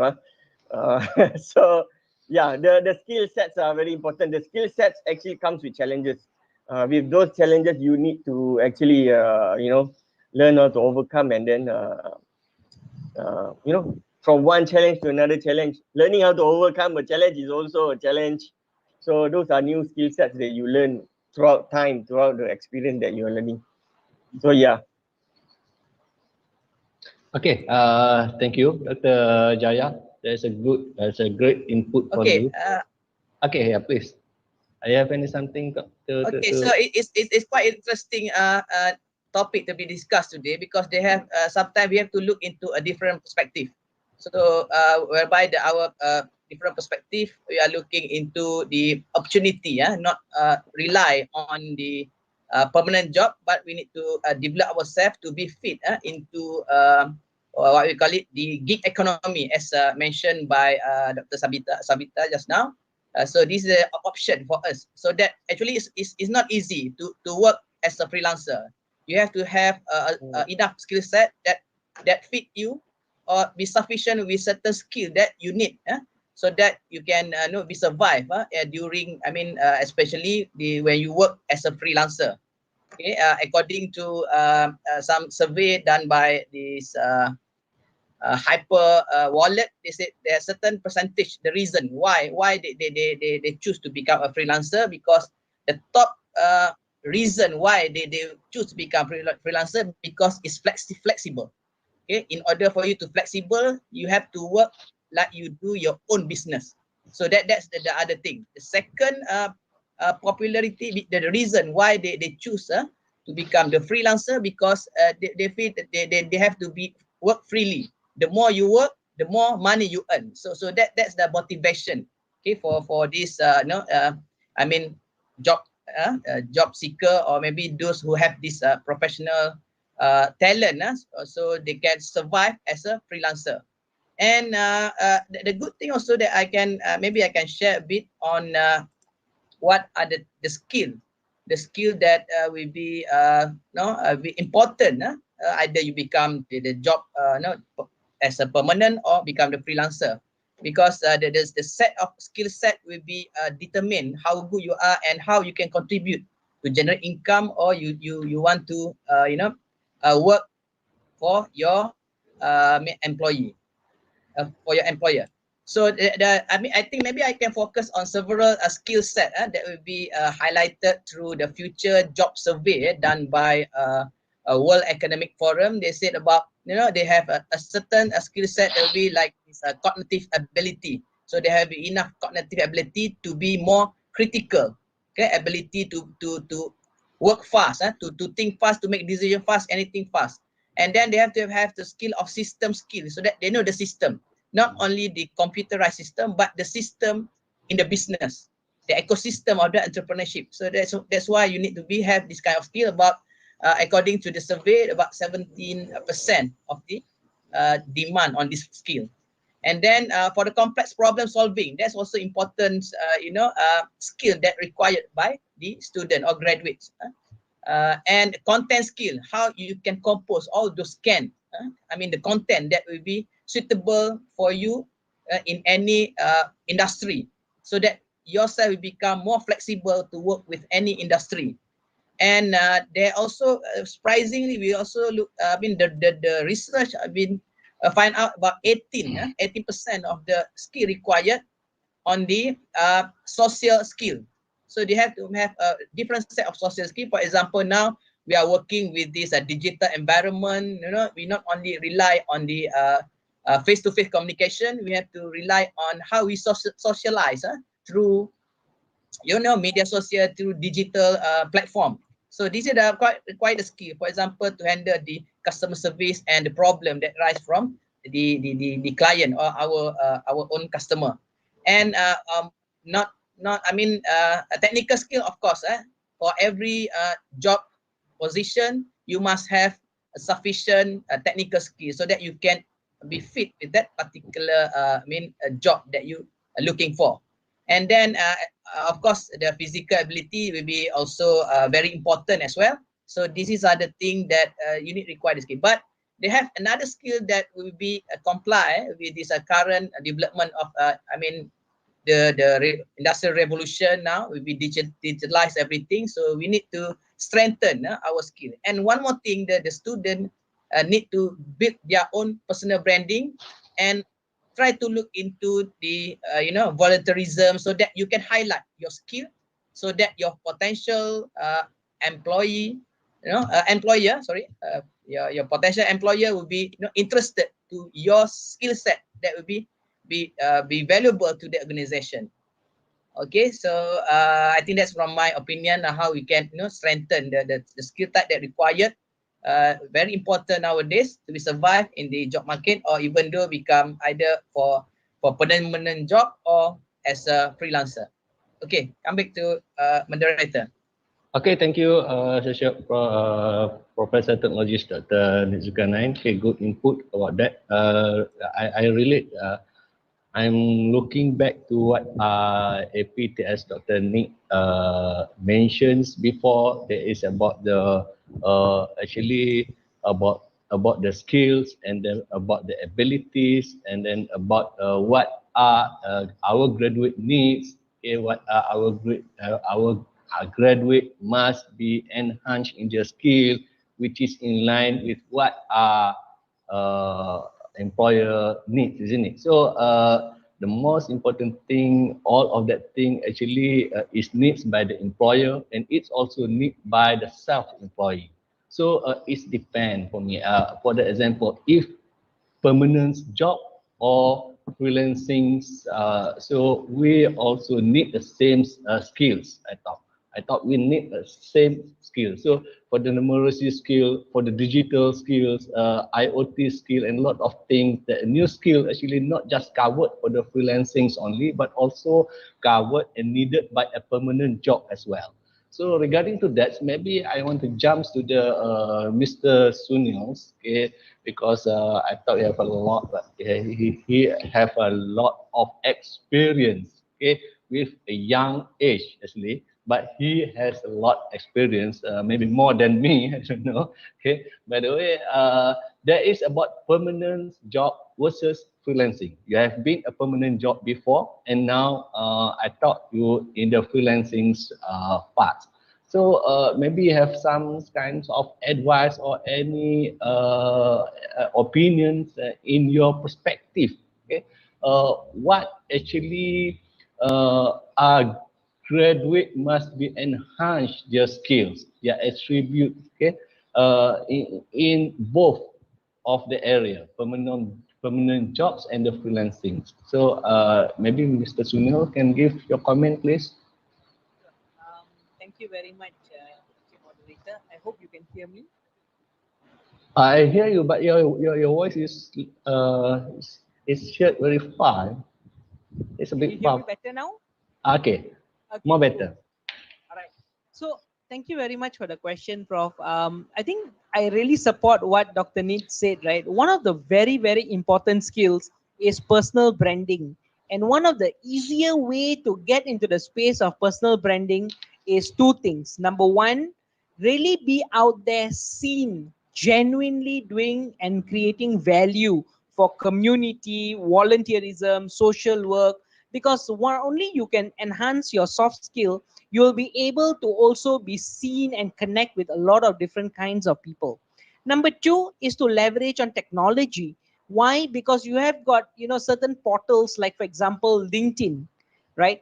Which will give you an opportunity to connect with a lot of corporate leaders, CEOs of companies and all that stuff, right? So I think the point that, our associate professor, Dr. Nick shared just now on, volunteerism as well as personal branding is literally a hit on the bull's eye, right? And what I'd like to add on is to remind each and every one of us, yeah, the world is moving towards gig economy. In 2018, before Malaysia was hit by COVID, right, 4 million people in Malaysia were already freelancers. Malaysia is known, Malaysia is aware, because in our 12, rancangan, what do you call Malaysia, we have already discovered that the economic growth is going to be very strongly supported by the gig economy workers, the freelancers. Can you imagine how much more growth, exponential growth that has COVID actually cost in the space of gig economy, right? 1.2 million people have lost their jobs in the last, 16 months, 17 months, right? What do you think are they doing? They are in the space of gig economy, right? A pilot who was earning 30,000 ringgit is right now selling, the pilot nasi lemak, right? Somebody who was actually, working in the airline industry is right now doing other kinds of, sales and services and products and all that. So gig economy has become a very big thing, and there is definitely a significant jump in that space, right? So why do I think that even in the future, this is going to become the way of life? Because number one, when you are a permanent worker, the employers will need to invest in your training, your learning and development. And after spending so much of money on training you, 3 years later, according to the Gen Y, they don't like the company, they don't like the boss's face, they will say, okay, bye-bye, I go to another company. So a lot of organizations are moving into working on contracts on project basis with experts in the same space, right? So employers are more inclined. Why? Also because they don't have to give you a permanent office, right? Every little space that they give you in the office will actually cost them money. Right now, companies are, sort of releasing, 4 or 5 floors of their entire building and sub-renting it out and all that. Why? Because people can work from home. Technology advancement has allowed us to work from anywhere in the world, right? I remember I was in India, 2 years ago, traveling for some pilgrimage of mine, just like how you all go for Umrah, right? While my parents are sleeping in the car at the back, I'll quickly on the data on my phone. I'll open the laptop. I'll start writing my proposal, send emails, get into calls and all that. Parents bangun je tutup karena work-life balance. Okay. So this has allowed us to work from anywhere. The point of the story is you can be anywhere in the world, right? You will be able to do work. Do you know, just before COVID happened, I've got 2 friends who actually went to Bali for originally a 1-month holiday, who are still staying there for 2 years already now, or 1.5 years throughout the whole COVID period. And they're doing work from there, right? My insurance agent, his son has been diagnosed with a very severe disease, which cannot be cured in Malaysia. So I was so worried about 2 things. Number one, he has to spend 750,000 for the child punya brain operation, okay? And he's going to go off to Florida. And number 2, I was worried, how is he going to continue his insurance business? Guess what he said? Bro, don't worry. God has been really kind. COVID allows the company now to upgrade their systems. I'm able to do business even though I'll be in the US. While my child is recovering in the US for 4 months, I'll be able to sit and do all my calls online, presentations online, submit proposals online, and earn my money online. So that's exactly the growing space. So going into the space of gig economy is very good, tetapi we must be really ready for it. It comes with risk, high return. high effort, high hard work, high amount of successes. So that's my thought, Doctor. Okay, thank you, Mr. Sunil. That's a great input. Okay, maybe our graduate at the outside there will be catch your message. Okay, be prepared by all of ourselves, all of yourself. Now the world are changing to the other circumstances, to the other ecosystems. So I thought that not just freelancing, but permanent job also maybe some day will be shift to the freelancing as well. Yeah. Doctor, just to add, Yeah. Permodalan Nasional Berhad, right? The head of HR, I recall she sharing with me previously, right? Upon Norlida Azmi. She's the one who started off this work from home and on a permanent note kind of thing, for a certain skill group of people, right? Oh. And which eventually was followed by many other corporate companies, right? Because they can see significant amount of savings by allowing people to work from home, even though you are a full-time employee. You datanglah ke office when you have got meeting sekali ke dua kali dalam satu minggu. But other than that, you work from home, you still earn a full salary.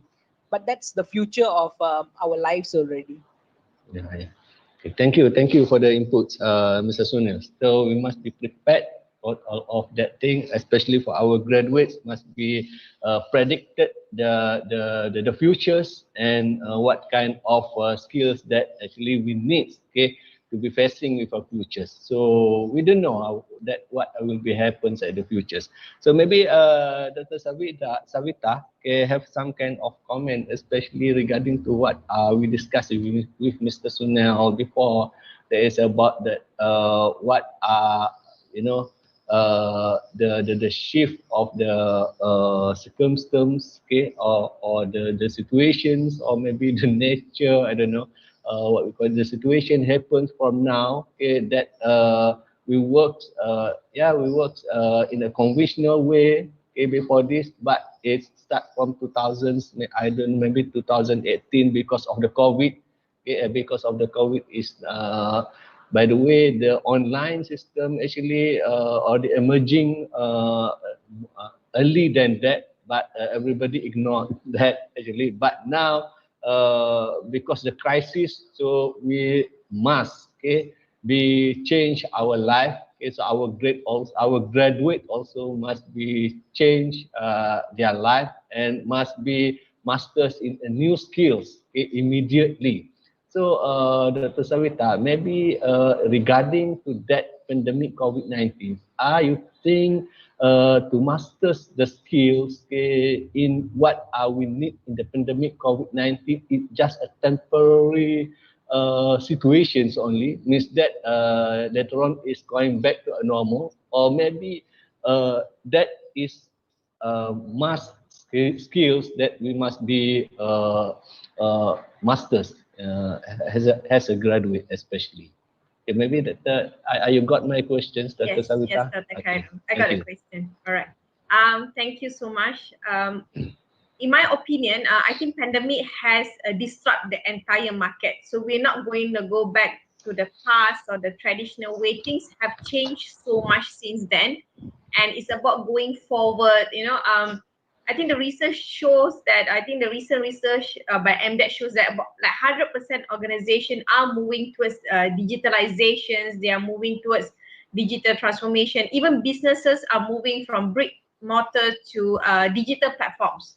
So, and I have observed something, and I also participated in many free classes, paid classes, virtual summits since last year March itself, which talking about entrepreneurship, freelancing. I think we should keep like it's a lifelong learning. All right, so you need to keep up to date. So I actually joined many training classes, virtual summit from March last year until today, and I observed many changes to it. One of it, I actually attended this particular talk, and there was a guest speaker, and she is from Vietnam.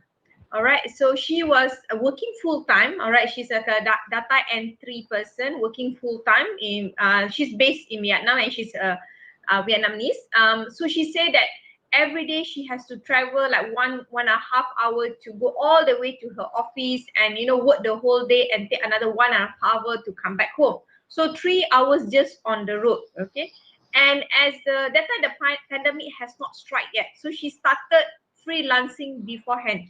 So her journey was, she realized there's a platform called Upwards, UPWORK, upwards.com, or another website called freelancer.com, where you can submit your profile, take up a freelancing job. This is an international recognized platform. So she says she start taking jobs from upwards.com as a data entry, and she was earning very well, and then she has good reviews, testimonials from her clients.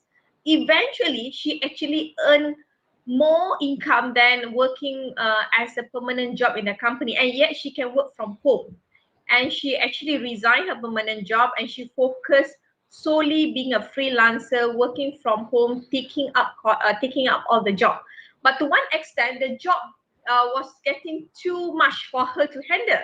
So what she did was she actually hired other freelancers to work for her. So eventually she became a business owner herself, taking up jobs from upward.com and hiring other freelancer working under her to complete the job. So you can see there's some disruption in the terms of even freelancing world now. So you see, so from permanent, she was a freelancer. Then after she owns a business that hiring other freelancers to perform jobs for upwards.com. So that's the first case. Second case that I have observed is that this one particular lady, so before the pandemic, she was selling curry meat. All right. So she sold curry meat in the store, and pandemic came in. Remember the first MCO, everybody has to close their restaurants, and so what she did was she started losing her income, and then she actually attended some courses. All right. And she found a mentor, and according to the mentor, that the mentor taught her, like, you need to multiply your channel of income. So she said, okay, so she started getting orders from WhatsApp, she getting orders from call, she getting orders, people, coming to the house. So the order coming from multiple channels, okay, from not having business to extent that she has so much of business that she has to hire other people to work for her so that she can produce enough amount of curry meat, to all her customer. And at the point that people was losing jobs, she has tripled her income. So it is very important. I think the things have changed. The way the business model have changed. So we need to adapt to these changes. And I think disruption has happened to the market and we are not going back. So it is not only about having the talent, the skill, but it's also about learning on how to be an entrepreneur or freelancer. And I believe that it's very important for us to have a mentor when we are in this spectrum.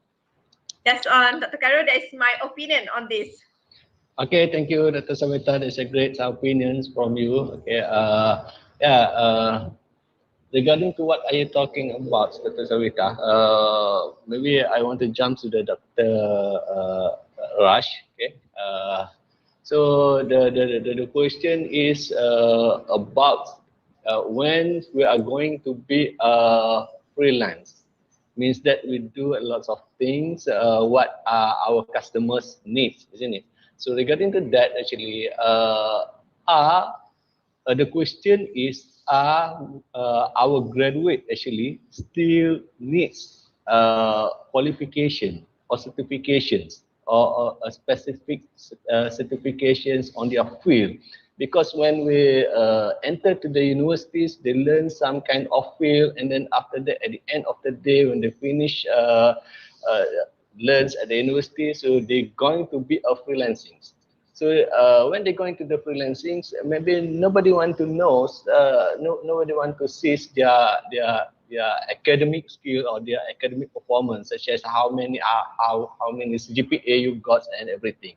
but you still being successful in the in your field or in as a freelance. So the question is, at the future, are graduates still needed a specific or particular certifications as what we supply at the university right now? Okay, maybe Dr. Rush have a comments about that.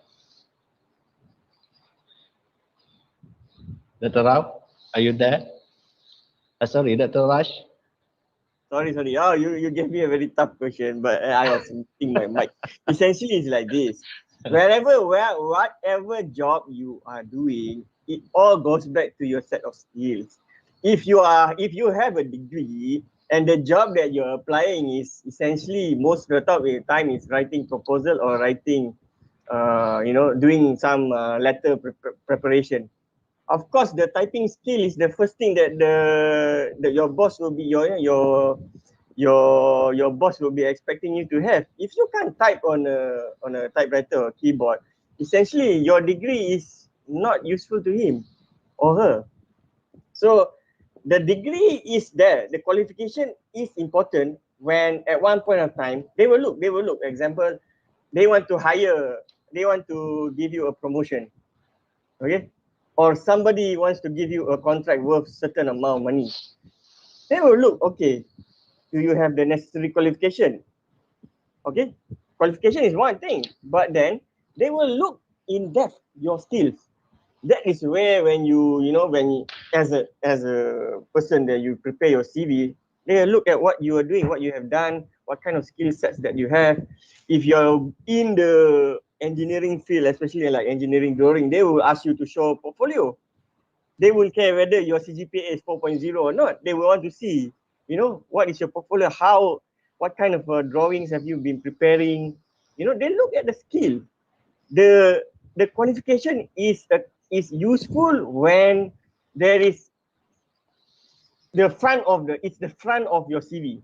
But later on, the skill set inside it, internally, they will look, what can you do? That is very important. Now, is it worth to go to a university to get a degree, spending 3 to 4 years time of, getting a degree? It's very subjective because I am from the education line. I will always say, oh, it's important. But you see, in the outside world, there are certain skill sets that do not require. They don't care about your degree qualification. If you're working in a programming world, they ask, can you hack? They do a hackathon competition and see who can hack, who get hired. That's how the world works nowadays. Okay? Yeah. So your degree is a degree. It's important if there is a need for it.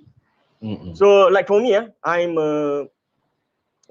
because of my PhD, I am eligible to apply for a certified environment consultant. So essentially, all my consultancy is actually coming from that certification. So to get that certification, there's two options. There's two pathways. One is 7 years of working experience in that field. Okay, so meaning you have to have environmental consulting job for 7 years. Then you are eligible to apply.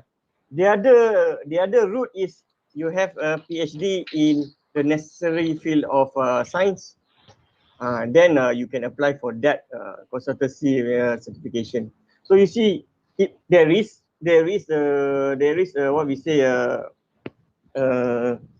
need for work experience, but there's also sometimes the qualification may come into place. I guess even in our UMK, some of our UMK lecturers don't have a PhD, but they are also, I think some of them are in the music faculty. They don't have a PhD, but they are very good in their field. So that's why they are hired. Yeah, but the others, for other field, you need to have a degree. It really depends on the market. But in the gig sector, your results is the most important thing actually. Whether you can do the work that you are hired. Like for my consultancy work that I've been doing, they actually look at the report. The quality of the report is the so-called mouth-to-mouth testimony. You just need to show the quality of your report, then you get another contract. So nowadays, that's the way actually. You can say whatever we want. And we know there are a lot of people who are very good at speaking. Oratory skill is there. There's a lot of training school that allow you to get that skill. But then the outcome is also very important. So you may build your connection, you may build your oratory skills, you may build your CV, but at the end of the day, the result that you show to your client is important because that is where the trust comes from. They say, oh, you prepare a good report, then they will recommend to other people because your pricing is reasonable and your report is good. So it really depends. It really depends on the situation. So in the academic line, so far, there is still a need for higher degree qualifications. But in the academic line, the job opportunity is also getting lesser. You can see already, there's too many universities, too many lecturers. So now they are, those they are graduating from having a PhD who consider entering into the academic line should reconsider because not much job satisfaction. A lot of competition, not much job satisfaction. So can go for freelancing. Your skill set that you get during your PhD, your undergrad, your studies, those are the skill sets that actually really matter in the job market, especially in the gig market. Yeah. Okay, great. Thank you. Great feedback from Dr. Jaya Raj. Okay, so a lot of things cover actually. It's about what our graduates needs, what our students need actually at the outside there. By the way, I like to take all of your interest. Okay, there is one question actually from the group to ans. The one of the participants from Thailand, I think, from Thailand. Okay, I would like to take his or his or her, I'm not sure about that. Okay, questions. Vietnam, is it? Okay, sorry. You're from Vietnam. Okay, thank you. You're from Vietnam. Okay. So the question is, as a lecturer in the universities, I see that a majority of undergraduate students don't really care about improving their soft skills, even though many of them somehow are aware of the needs of soft skills to their work life after school.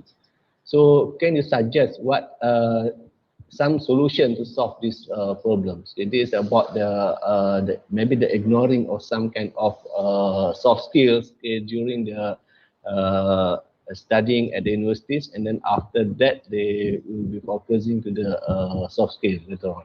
So maybe Mr. Sunil, from the industry's perspective, what kinds of, if you want to give any advice or any suggestions to solve about these problems, okay, please, Mr. Sunil. Thank you very much, Doctor, for that question. Yeah. So I think first thing first is to really be able to inspire them, right, to get onto the journey of volunteerism. And then, what you should do as the lecturer in the university is to sit with those people who are involved in this activity to really go into a reflection mode and try to help them discover what did they notice was, the benefit of getting into the space of what they did, right? By you continuously nurturing these young people and making them involved in different things and helping them to discover themselves, right? The benefits out of what they have experienced, right, will be one very, very powerful way. Number two is to engage with, speakers, trainers, who have been walking through that journey. And I'm happy to help you by speaking to your students and inspiring them and showing them exactly what I did in the university, which gave me 7 job offers in less than 30 days, right? And to how did that, sharpen my personal soft skills? Because UTP was my playing ground, right? I will go from one office to another, to one block to another, do all the different kind of programs and initiatives and activities, do crazy stuffs like, for the first time UTP students flying all the way to India to do community service. And when the rector said no, cannot, I said no, I will take them anyway. I have to write a letter of undertaking and saying that, if anything happens to the students, I'm responsible. taking all that kind of risk and communicating with different levels of stakeholders gave me the confidence and really have built my soft skills level to a point where I can speak to any level of stakeholders. So I think that's what we really need to do. One, go into the space, make them do it by force. But after you push them through as a class activity or something like that, really go into deep-rooted conversations to help them discover the values and what did they learn and how did it benefit them. That's one. Second is to get external speakers who have walked that journey to come forward and share with them how getting involved and sharpening soft skills at a young age has helped. I mean, to me, I have never had understood the importance of doing all this if it's not for my father. My father is a teacher, a government school teacher, who told me one message during the first day of the university. Son, I don't need you to get 4 flat. I need you to be a student who really goes into the university, gets involved in all the different clubs and societies, and be participative and be active. Right? So that message and that sort of messages needs to be spreaded and the awareness needs to be created. Wow, that's great, Mr. Sunil. That's very great. Okay. Yeah. Okay. So there is a very great experience, I think that. Okay.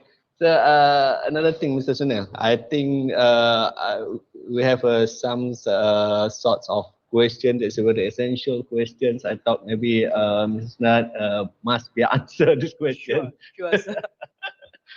Because it's come from our audience actually. Maybe you can give some advice. I also don't know what I want to answer about these questions, but I think you is the right persons. Okay, for these questions. Okay, I'm just read what is right here. Okay, so he wrote here. My previous course in university is business. Okay, but on the verge of virus outbreak, I worked in retail industry until December last year. Then early this year, I self-taught myself on graphic designing from January until now. So I have tried to go to several interviews, but maybe because of my low communication skills, so I also often deny because the reason of overqualified. So that led me to freelancing. But during these 5 months, I see the path I take is also risky. So right now, I'm quite confused whether to quit freelancing or find job that fit my skill. What do you think? So this Wow. in the please help him. So the question is, the person was originally doing business, right? Yeah, yeah. Okay, so then from business went into retail. Okay, Yeah. from retail went into graphic designing. Yeah. Okay, and then now because of poor communication skills, the person is concerned whether he should continue doing freelancing or should go back into employment. Yeah. Okay, So how do that? Okay, so I think my very, very sincere piece of advice is don't worry about what other people tell you, because I am telling you the question that you have asked comes from a fear standpoint. The emotions where you are asking this question shows me clearly that you are asking because you are fearful. And this fear may not be your personal fear, it might be fear of the society. Oh my God, the guy was in the business, and then now he's a retail guy and he's a graphic designer and now he's not even earning. Don't worry about what people say. Question number one is, are you happy? Are you able to put food on the table? Are you able to provide the basic needs for your family? Basic needs doesn't include a PS4, PS5. Yeah, I'm talking about basic need, meaning food, shelter, and clothes. Are these 3 basic needs of life of a human? Are you able to provide that? Second question, are you really happy? If you're happy doing what you are doing, continue doing. If you're not happy with what you are doing, then reconsolidate the different experience you have, okay, and explore how can you, one, expand the business, or 2, go into the corporate space. You shared that you have got low communication skills. That's all right.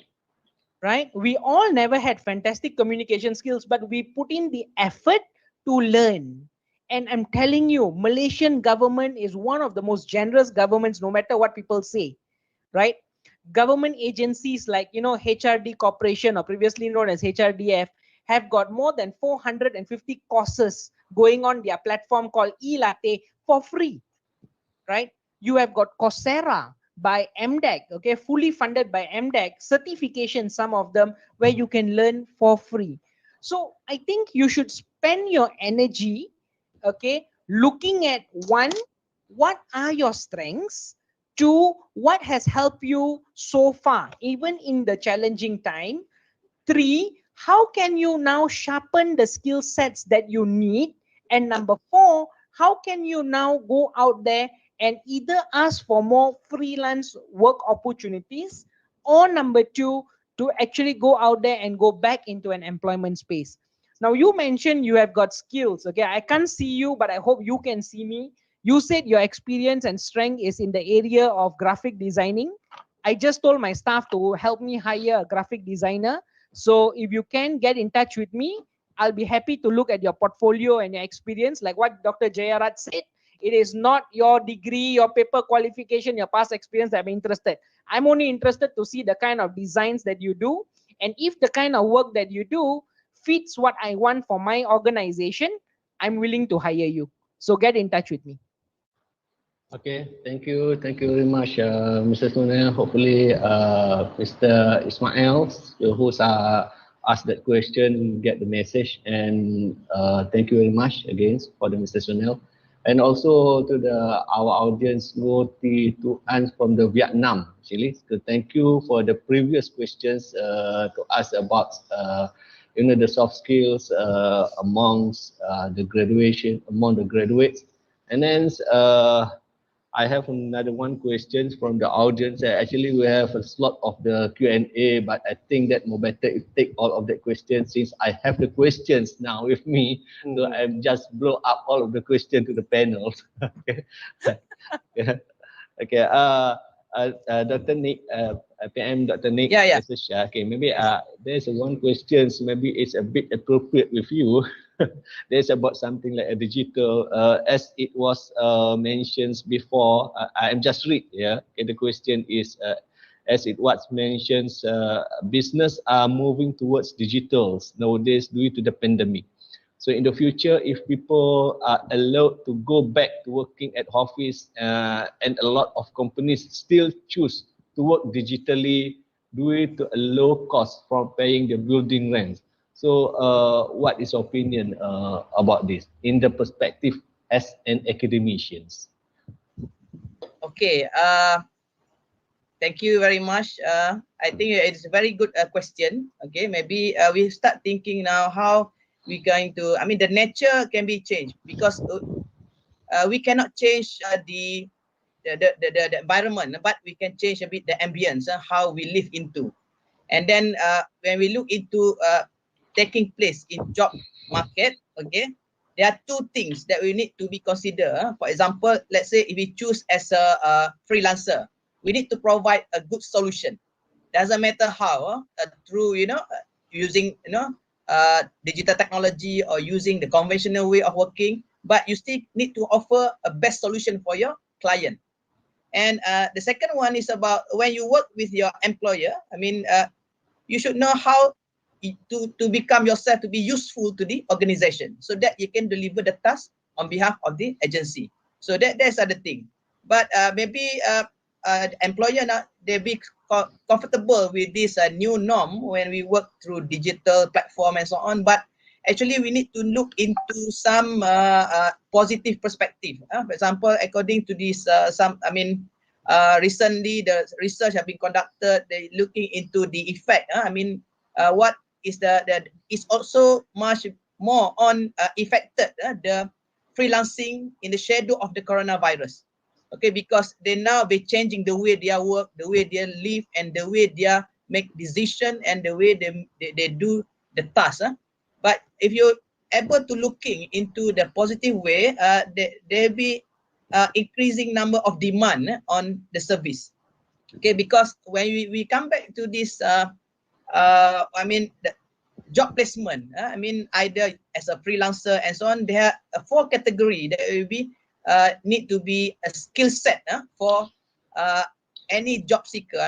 What we're looking into, either you work as a freelancer or you work as a permanent job. The first one is about how you handle the customer service. So you need to have the skill set that you can serve people, either on behalf of the company or as a freelancer to come up with the best solution. Okay. The second one is about the team leader. How you taking the responsible as a team leader with a full skill set that required to deliver the task, and you manage to deliver the promise. I mean the task that given to you. And when you have a certain improvement on your skill or your talent, you develop yourself, you can lead more project, become the project manager, because it's the same thing. Either you as a freelance in terms of delivering the job, but in terms of on monetary value, maybe that's not so consistent when you become a freelancer, but it's more consistent when you work as a as a permanent job. And then the best thing when if you working as a freelancer, or you have to act like a consultant. You can consult your customer, your client to come up with the best solution or suggestion to improve the situation, for example. So this is the other thing. And come back to the skill, doesn't matter either you have work as a freelancer or a permanent job, as a permanent employee. So you need to look into a basic thing about the analytical thinking and innovation. So you can keep thinking on innovation, how to innovate, okay, either your service or your yourself, how you solve problem, okay, through innovation way. Because now we need to know about the innovation way, how we can innovate our service. For example, like service innovation and so on. And not only the innovation on the product, but innovation on the service and business model. And the second one is about the active learning, because you need to follow the current development of the technology. For example, right now we are busy looking using the platform like like Zoom, Google Meet, or even though there's various online platform. You need to be aware with this kind of changes. So you be maybe in the future, the employer want to maintain this kind of approach when doing the job. So you have to be continuous using this kind of approach when you work. Okay. The third one is about the complexity of the problem solving. So if you are really good, you can solve a very complex problem, then there's a value for you. Okay. Value in terms of how useful you are for the company. Okay, and critical thinking, creativity also important. Okay, creativity and originally initiative. How creative you are in solving a problem, and how creative you yourself.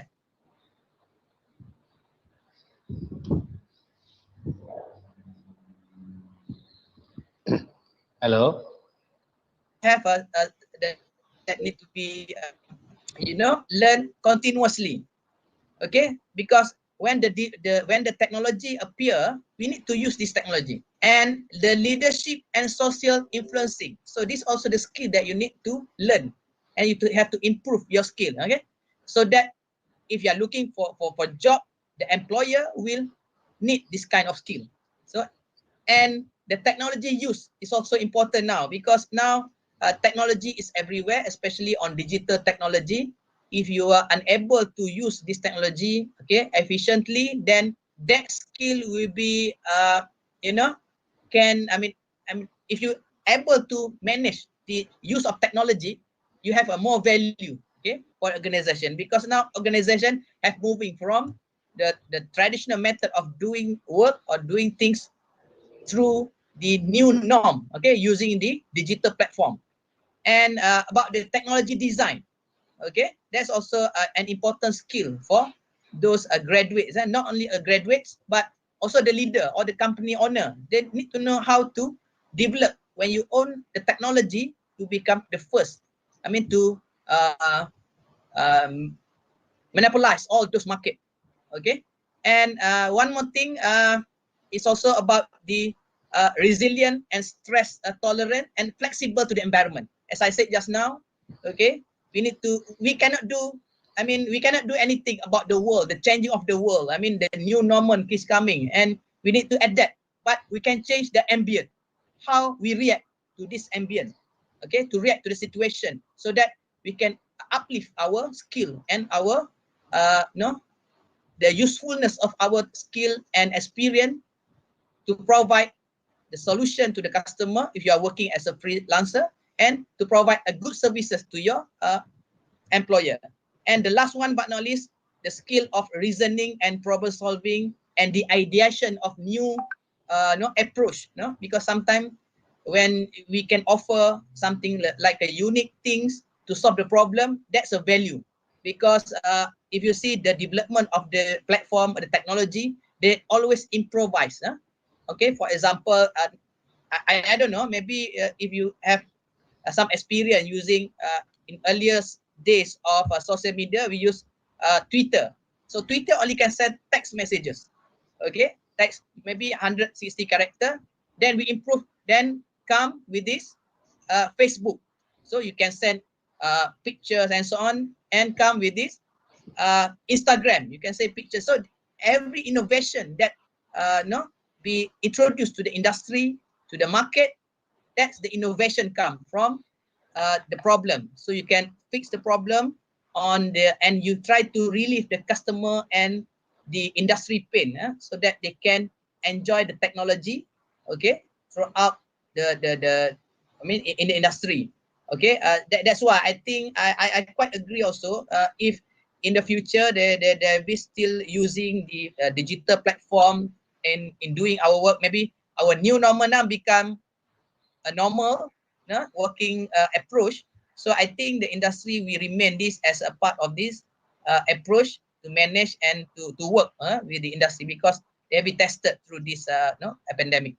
So I think that's the skill that you need to, like it or not, you have to learn a new technology, okay, so that you can be more significant and reliable to the job market.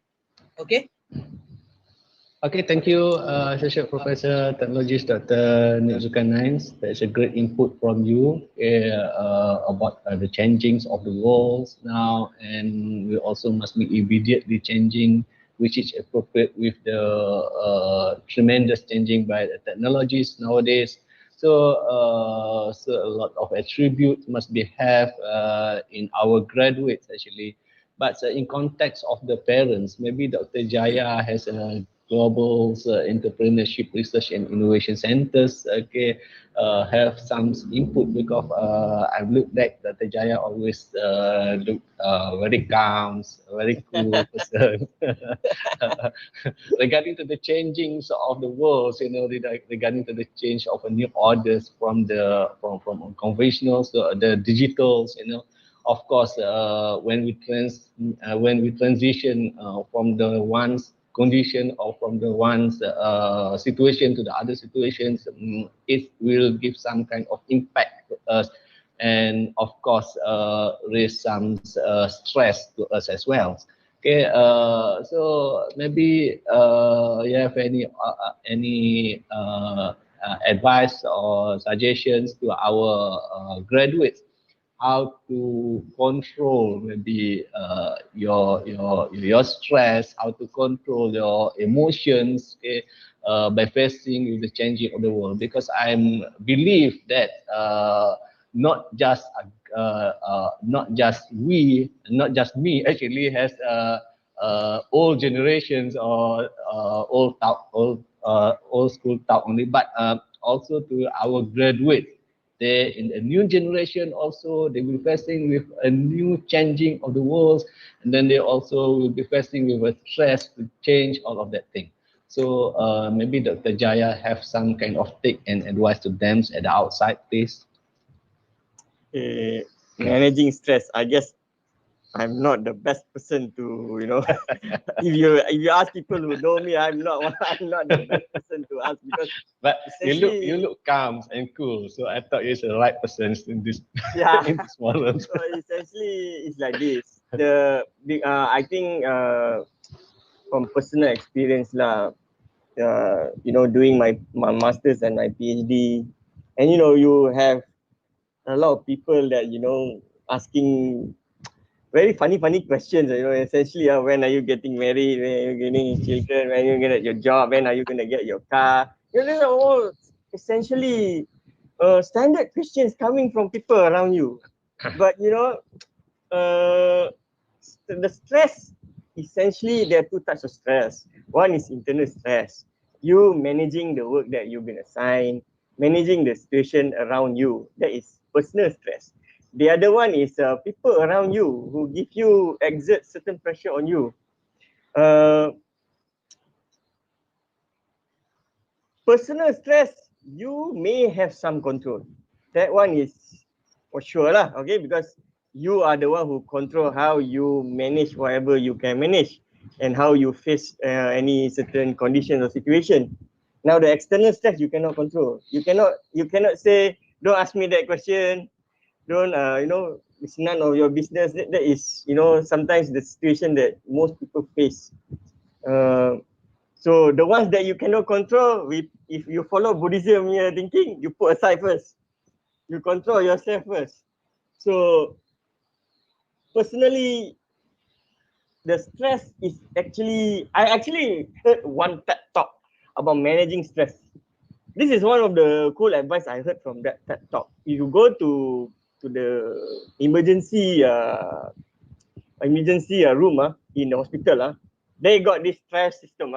So zone kuning, yellow zone, red zone, and green zone. So if you are in certain, if a patient comes and they are in a certain zone, they will manage the patients based on the zone that they are in. So all of these are pressure. You have the work that you need to do, you need to perform, you need to treat the patients at a certain amount of time, at a certain amount of speed. But they will always put the ones that are in the red zone first, because those are the ones that need to be managed first. Then they go to the other sections. So it's the same with us. The ones that are important, we manage that first. The ones that are least important, we are not saying that they are not important, but we are saying this can be managed later. Let's manage this later, manage the ones that are important first. Once we are done with them, then we come back and man all these others lesser in terms of priority for your stress level. So that's how I manage my own projects, because I hold a lot of projects to the point that my wife asking me, why you are still working at Saturday and Friday and Saturday. I say, if I don't work, then you don't get the extra income. So that's where the gig economy comes in, because I'm going into the freelancing, not as a freelancing, but more as a consultant, because university lecturers are allowed to go and get consultancy projects. So the more you get is the better for you, for your CV. So that's where I'm moving into. But reports need to be prepared in 1 month, 2 months, compared to a research project that, if you get a grant, you are allowed to work for a year, and the report is submitted at the end of the year. But if you are doing consultancy, 3 months is the max time you need to submit your final report. So you need to move very fast. So all these are very stressful, but there are certain things that we can control. When are we moving and proceed, continuing with our progress, when certain actions need to be done. The ones that cannot be controlled, like example, COVID, you are not allowed to move around, so COVID is one factor. So those that we cannot control, we find ways to manage it. But the ones that we can control, we work as fast as possible. I'm very lucky because I have a very strong team, research team, that I've worked together and also nurtured. So that is important also. When you manage stress, certain times, most of the times, working in a team is one way to actually kurangkan and reduce the stress level. You have people, in my team, for example, when I need to do mapping, I don't even need to go and do the map. I just WhatsApp my team member, please prepare this map for me, and they'll send me a map in another 15 to 20 minutes. And I'll ask another team member, you need to do this. Can you tell me what kind of design we expect to do for camera trapping? There's one skill that we need to do. One of the surveys we need to do for wildlife, camera trapping. And that person will tell me, okay, this is the diet, the idea, this is the methodology we need to do. So you actually not only work alone, you need to bring up your own teammate. You need to nurture your team members. Okay, but you should not be fearing that they will go away, because you must understand, if your team member is being hired, because they are also your gig involved in the gig economy, you know, involved in the gig freelancing. So you should not be worried that they are going to another company to work for another company, because of your training, you have done a good job, then they get hired for another gig. So that's your contribution to the team members, and that's where when you need help, you can count on them. You can say, I need help on this, can you help me do certain things. So they know that because you have been nice to them, you have imparted certain knowledge to them, and you are not fear of sharing your knowledge, they will come back to you. They can work with you throughout your whole life. So when you seek collaborators, you don't seek for short-term collaborators. We always work towards long-term projects. We work towards long-term relationship, long-term projects. So that's how it's the same when you approach clients. Actually, the way you handle the clients are very important, because you are essentially telling them, let's work together for long-term commitment, long-term projects. So for parents, actually, I'm not saying that the parents have not faced challenges. They have faced challenges throughout their whole life. Okay, so but then the challenges may differ nowadays. May differ. So it is the effort of the parents, and also your child, the person you must take time to actually learn the current situation, the current job market. How does your son's or daughter's job is, the nature of their job is, how it works. Then with this more understanding, the stress is lesser, because if you come back 3 o'clock in the morning, or you come back 4 o'clock in the morning and start doing work, your parents would knock your room and say, why you are not sleeping? Because you may be having a call with a US collaborator. So understanding between people around you is also very important. That really helps with the stress, reduces the stress level. So yeah, so that's what I can advise. Great sharing, Dr. Jaya. Have a lot of tips for our graduates to not to manage the stress actually at the outside there. Dr. Sabita, you have something to add maybe? Right. Thank you, Dr. K. So there's two things that we can see. There was two parts of the discussion that really interest me. Firstly, the first question was talking about, will the company continue working online? I think the similar thing might happen to the university too. Since now we are teaching online, all right, chances of the university, the whole university going online, there is possibility too, right? And I think even after the pandemic has settled, I think the university is moving to another journey itself. I think like having blended learning is something that university is looking at. Means having something online and something face-to-face. Probably lecture is conducted online, and lab and lab activities are conducted face-to-face. This could be some changes that will be happening after this. So not only going to affect the organization, the companies, I think it will also influence the changes at the university level. And another changes that I have observed is that recently MQA have published good practices or guideline on micro-credential. Is something looking into, instead you're spending like 4 years to do your degree, and and then only you get your qualification. Now in micro-credential, you can still get your degree, but you're able to do your courses in a smaller bits, or and like in smaller bit, modular, you can keep stack. Because I think there's a changes. Everybody is looking at the possibility of freelancing, gig works. So when you do micro-credential, it gives the flexibility to the new generation to actually being a freelance, being an entrepreneur, and at the same time still able to complete the formal education. And I can see these changes is not only happening in Malaysia but is worldwide. Last semester when I was teaching, there was a situation, we have active learning, all right, we get involved the student, in the class is where you want the student to interact, develop the soft skill. Despite I'm teaching IT related course, which where you look into technical skill, but I instill a lot of the activities and the project that required the soft skill. So when I was doing the activity and I actually called the student's name, okay, so I called for him to answer the question, but there was no response. And then one of the friend was saying to me, I think madam, probably he might be away because he is working on a part-time basis supporting the family. The parents, the father have lost job and they are in a difficult state, and since he's studying from home, he has to help his family. I mean, there's a gray line between being the attendance is compulsory for the classes, but now he's stuck to help the family.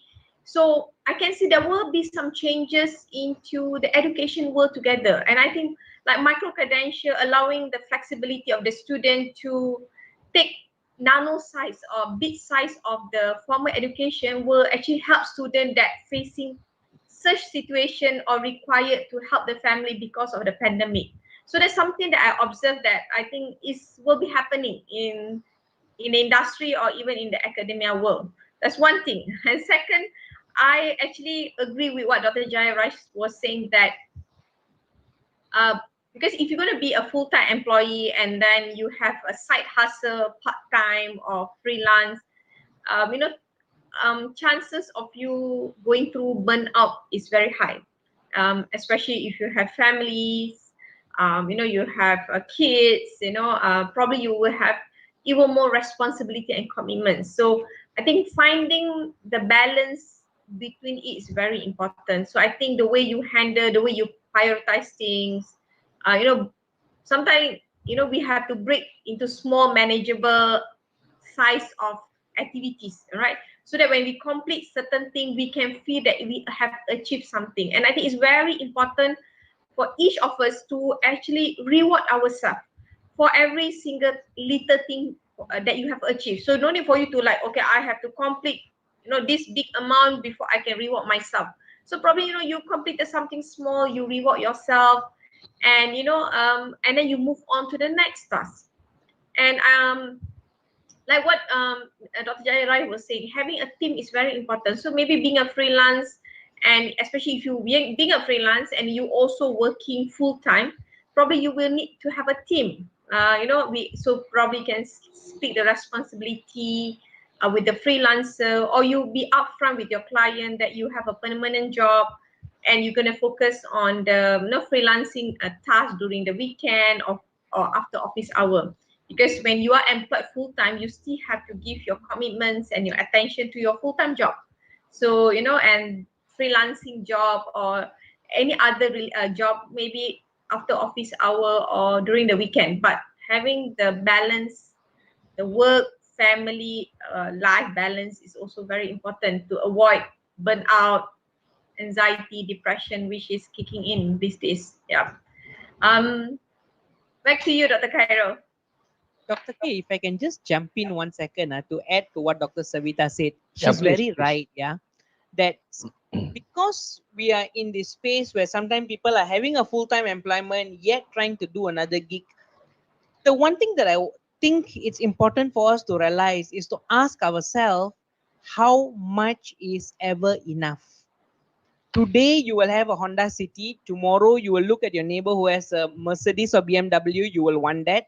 And then when the guy changes to a Range Rover, you will want that. When the guy then changes to a Bentley, you will want that. When the guy changes to a Ferrari, you will want that.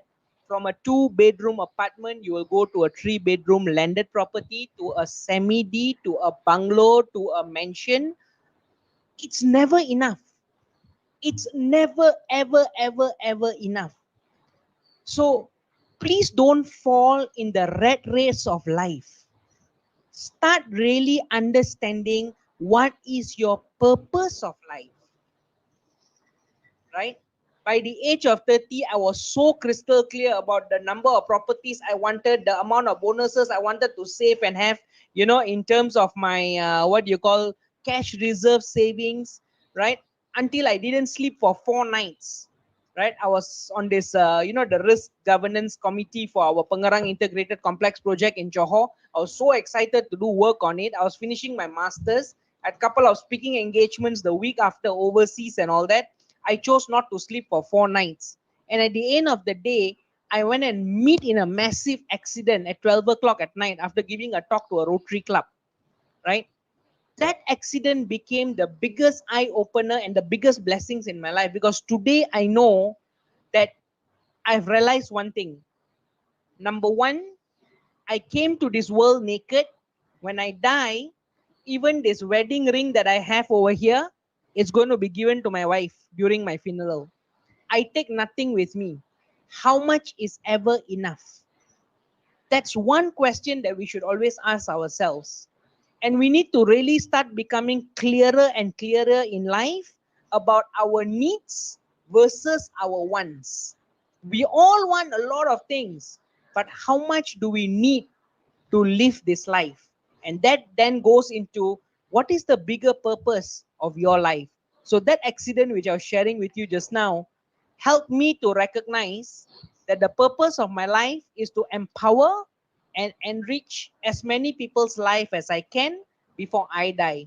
And hence why I do what I do, right? Whether it's paid or not paid, it doesn't make a difference to me. It's perfectly fine. I just enjoy doing what I do to help people, right? So always ask yourself, how much is ever enough? And don't fall in the rat race of life of working, working, working, working, working. Suddenly, boom, I see you. Dup, dup, dup, dup, dup, dup, dup, dup, dup, dup. God is telling you, come, my child, I want to see you. And then you die. What's the point of living a life like that? So be very mindful about life. Life is so fragile. You really don't know what is going to happen the next minute. So be very, very careful in the planning of life and be very, very sure about why are you doing what you are doing. Thank you. Okay, thank you, Dr. Sunal. It's already touched me actually. Okay, yeah. So that is the advice from all of our panel. Okay, I have quite some questions. Okay, it's from the Miss Ngoti Tuan again from the Vietnams. Okay, I thought that questions maybe it's appropriate with Mr. Sunil. Okay, as the experts in this field actually, and then the representative of our of the industries. Okay, so I read the questions. The question is, it cannot be denied that it's challenge to be a freelancer. So, however, many young people today are more likely to work freely. So I was wonder if this tendency affect the economy as a whole. Okay, I had love to know your opinion as experts in this field. Okay, and then maybe you can be some kind of or your opinions, okay, regarding to your field. And another question is maybe I want to add. Okay, the second is about if you have any suggestions on the platforms or suitable platform or mediums for the freelancing jobs. Okay. All right. Thank you very much. So let me answer the first part of the question, Yeah. from Ms. Mo T Tui N. Number one, I think the world has recognized that the evolution of global businesses is moving in the direction of gig economy.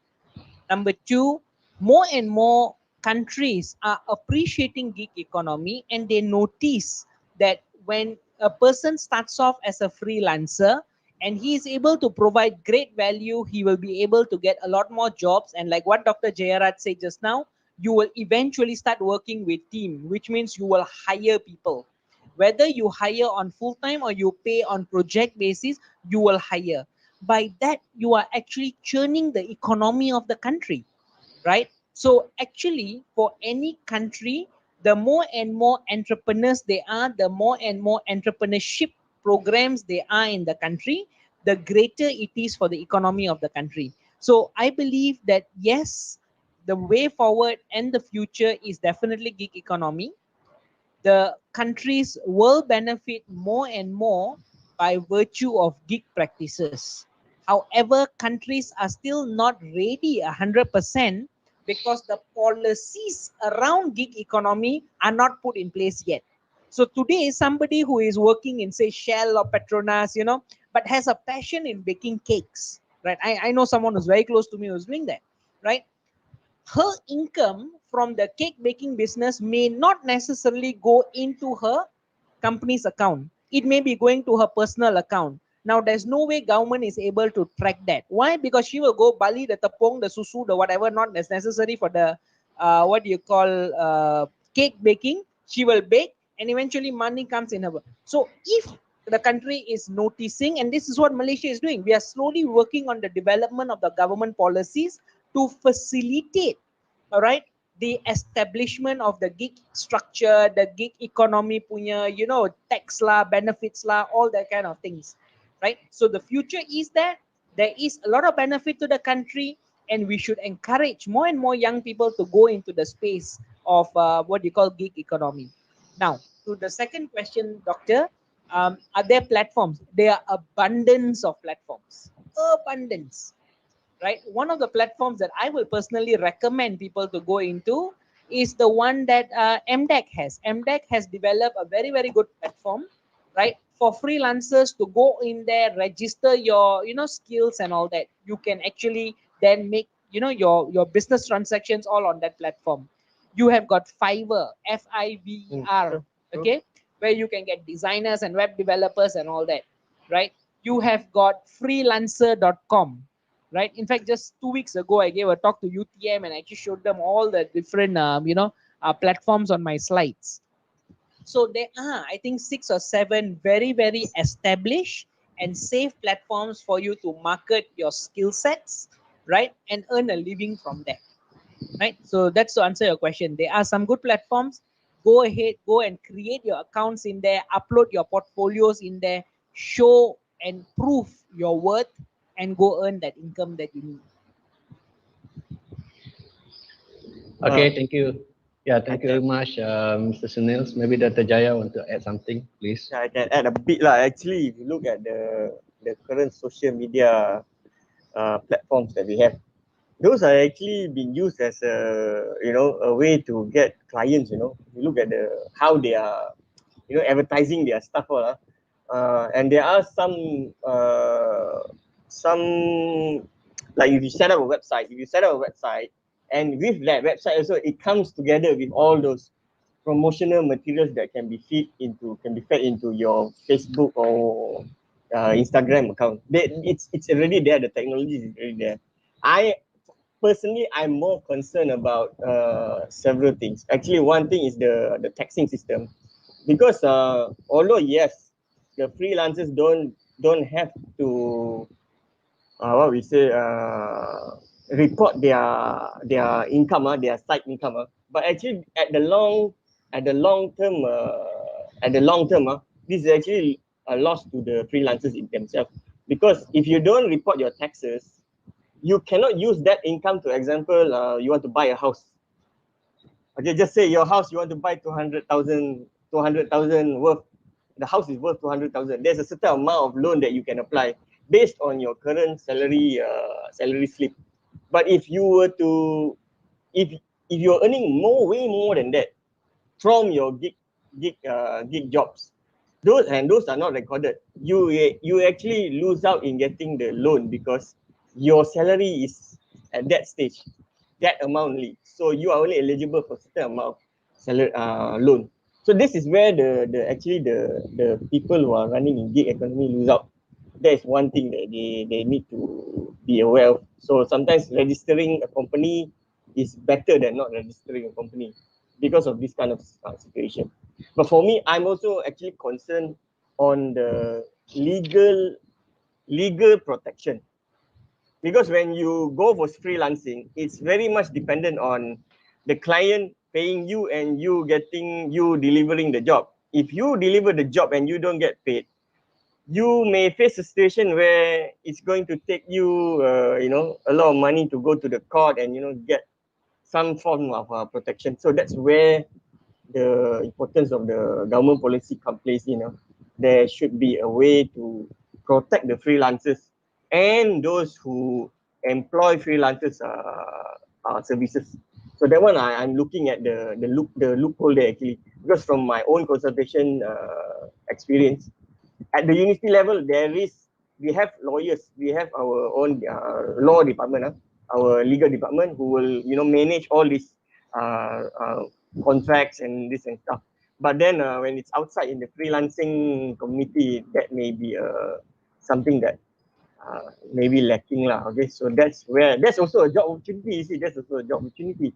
So it really takes creativity and innovation of the people to actually, look at all these opportunities and, tap into those chances. So yeah. Yeah, okay. Thank you, Dr. Jaya. Okay, that's a good input. Okay, from you. Okay, Mr. Tunai, I'm going back to you because I have one relevant question to the industries as well. Okay, so I thought that you are very famous today. Okay, the question is from a Tiara. Okay, from a Tiara. So she asked about what are your comments on the YOP skills in communication skills who just enter corporate life nowadays. So what can the youngsters improve on for better communication and networking?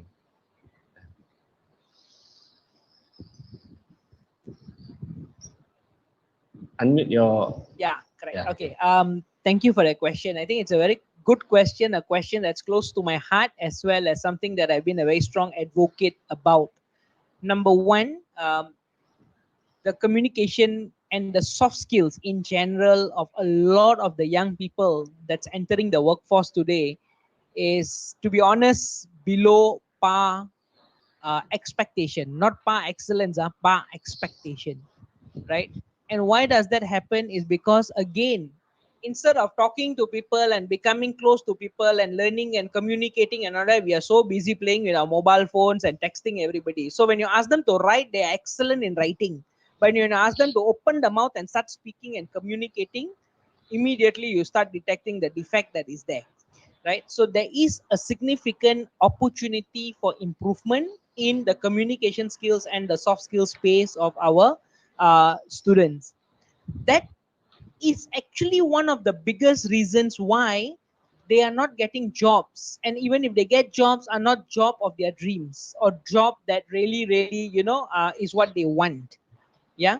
And the bigger organizations have become very critical about the kind of people that they hire, because they feel that if I'm hiring you for a full-fledged salary, then I expect you to have the basic communication skills, problem solving skills, leadership skills, presentation skills, and all this, right, is actually easily available, right? Like I said, I learned all of this in University Technology Petronas, right? Because the university had so many different clubs and societies. I took the proactive behavior of getting involved, being a volunteer. I didn't know how to write letters.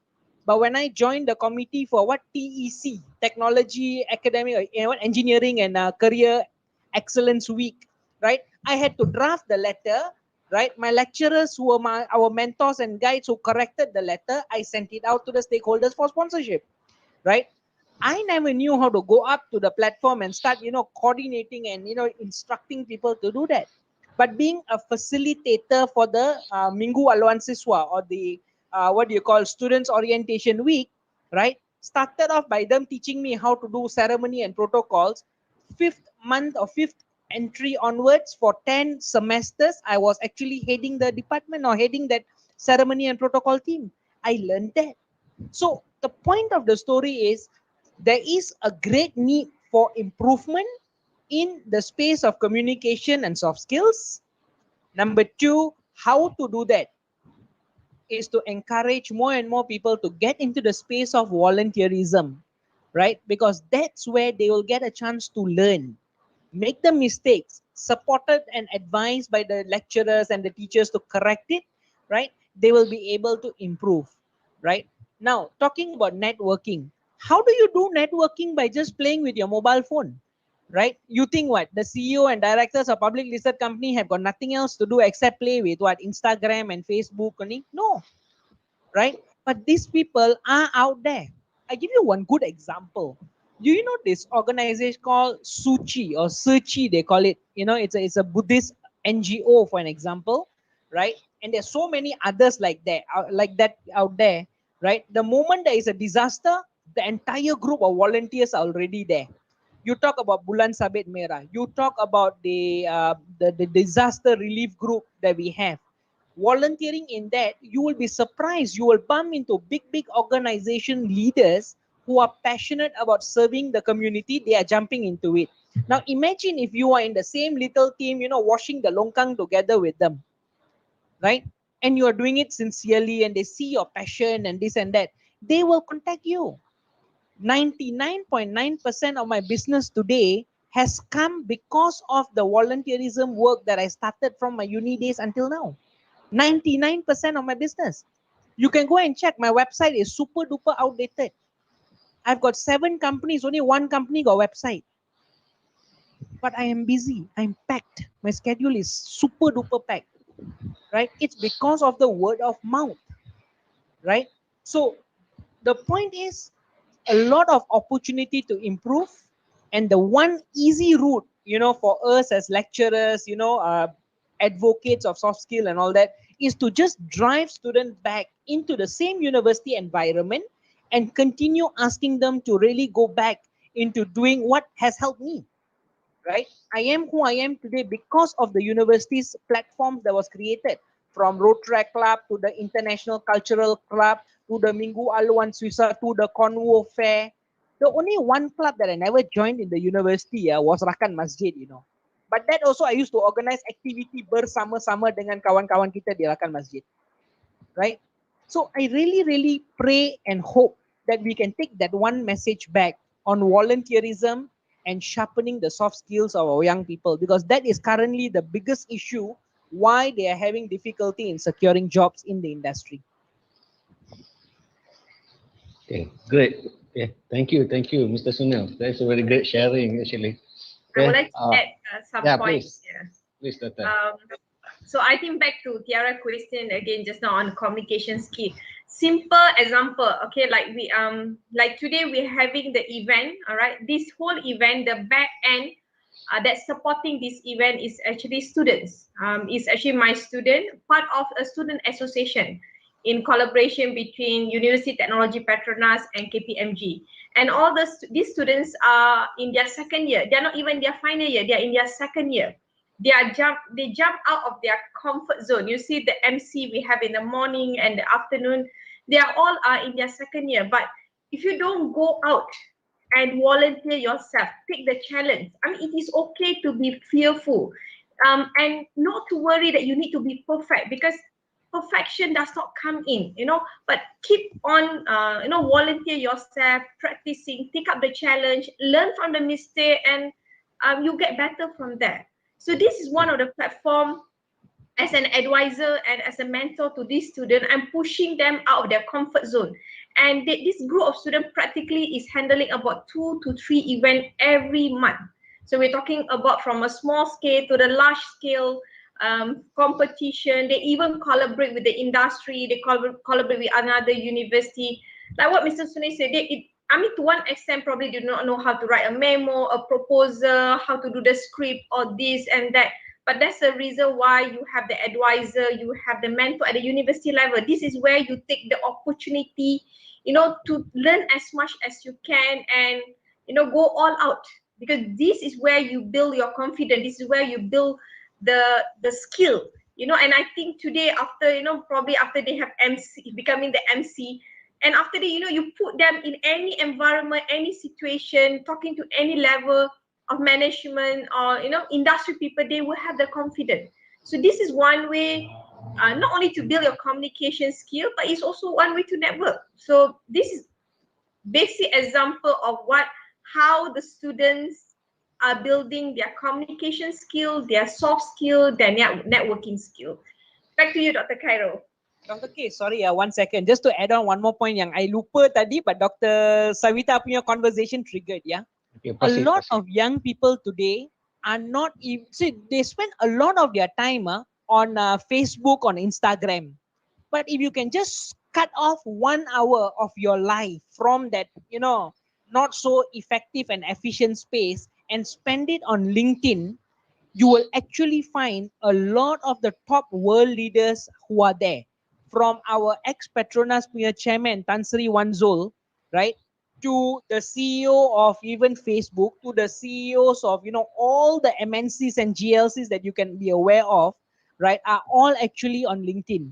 And trust me, they actually read and they spend a lot of time on LinkedIn connecting with people at their peer level, right? So LinkedIn is a very, very powerful space.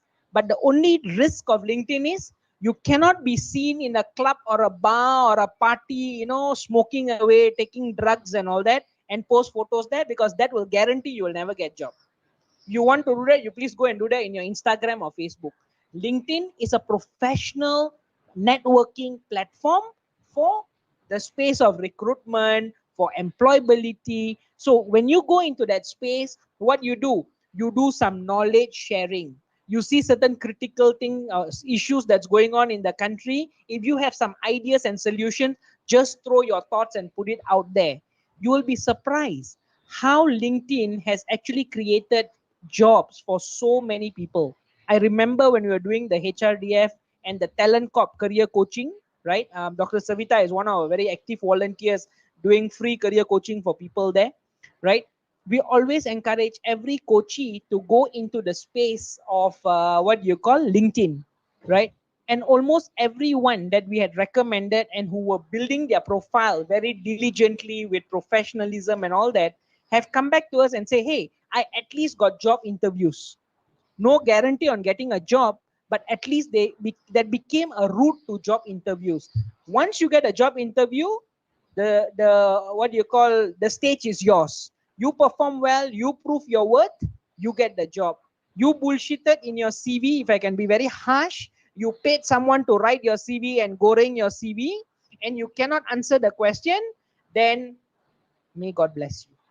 So the point is, I think LinkedIn is a very powerful tool. Each and every young person in Malaysia should get connected onto LinkedIn and start publicizing everything that you do in that space. Thank you. Okay, thank you, Mr. I can Sunil. add something on LinkedIn. Okay. Actually, Yeah. the LinkedIn skill that when you list out your skill set there, right? They actually test your skill set, you know, before you can verify that skill set in LinkedIn. So I've tried certain things that I thought I can do, you know, certain things that I thought I can do. So I was trying to add this as a skill set in my LinkedIn profile and get it verified. Check. Oh, apparently I'm not well versed enough in that field to actually put that as a verified skill. So that's where you get to know your weakness, and you know you try to improve your skill set. So that's one thing powerful about LinkedIn. Actually, in UMK, so our vice chancellor, when he first came in, the first thing he told us was spend less time on Facebook, spend more time in LinkedIn. Okay, great sharing, Okay. Dr. J. Okay, maybe that what I'm talking about from what mentioned by Mr. Sunil, Dr. Savita, and Dr. Jaya before this. It's about if we want to be a smart, we friend with a smart people. If we want to be professional, we please shift from non-professional to the professional platform. That's LinkedIn. So regarding to the what Mr. Sunil said before, there is about the communication skills and about also about networking at the universities. So maybe Dr. Professor Associate Dr. Nizukanan, we will be give maybe this comments. I thought this maybe the last question for me.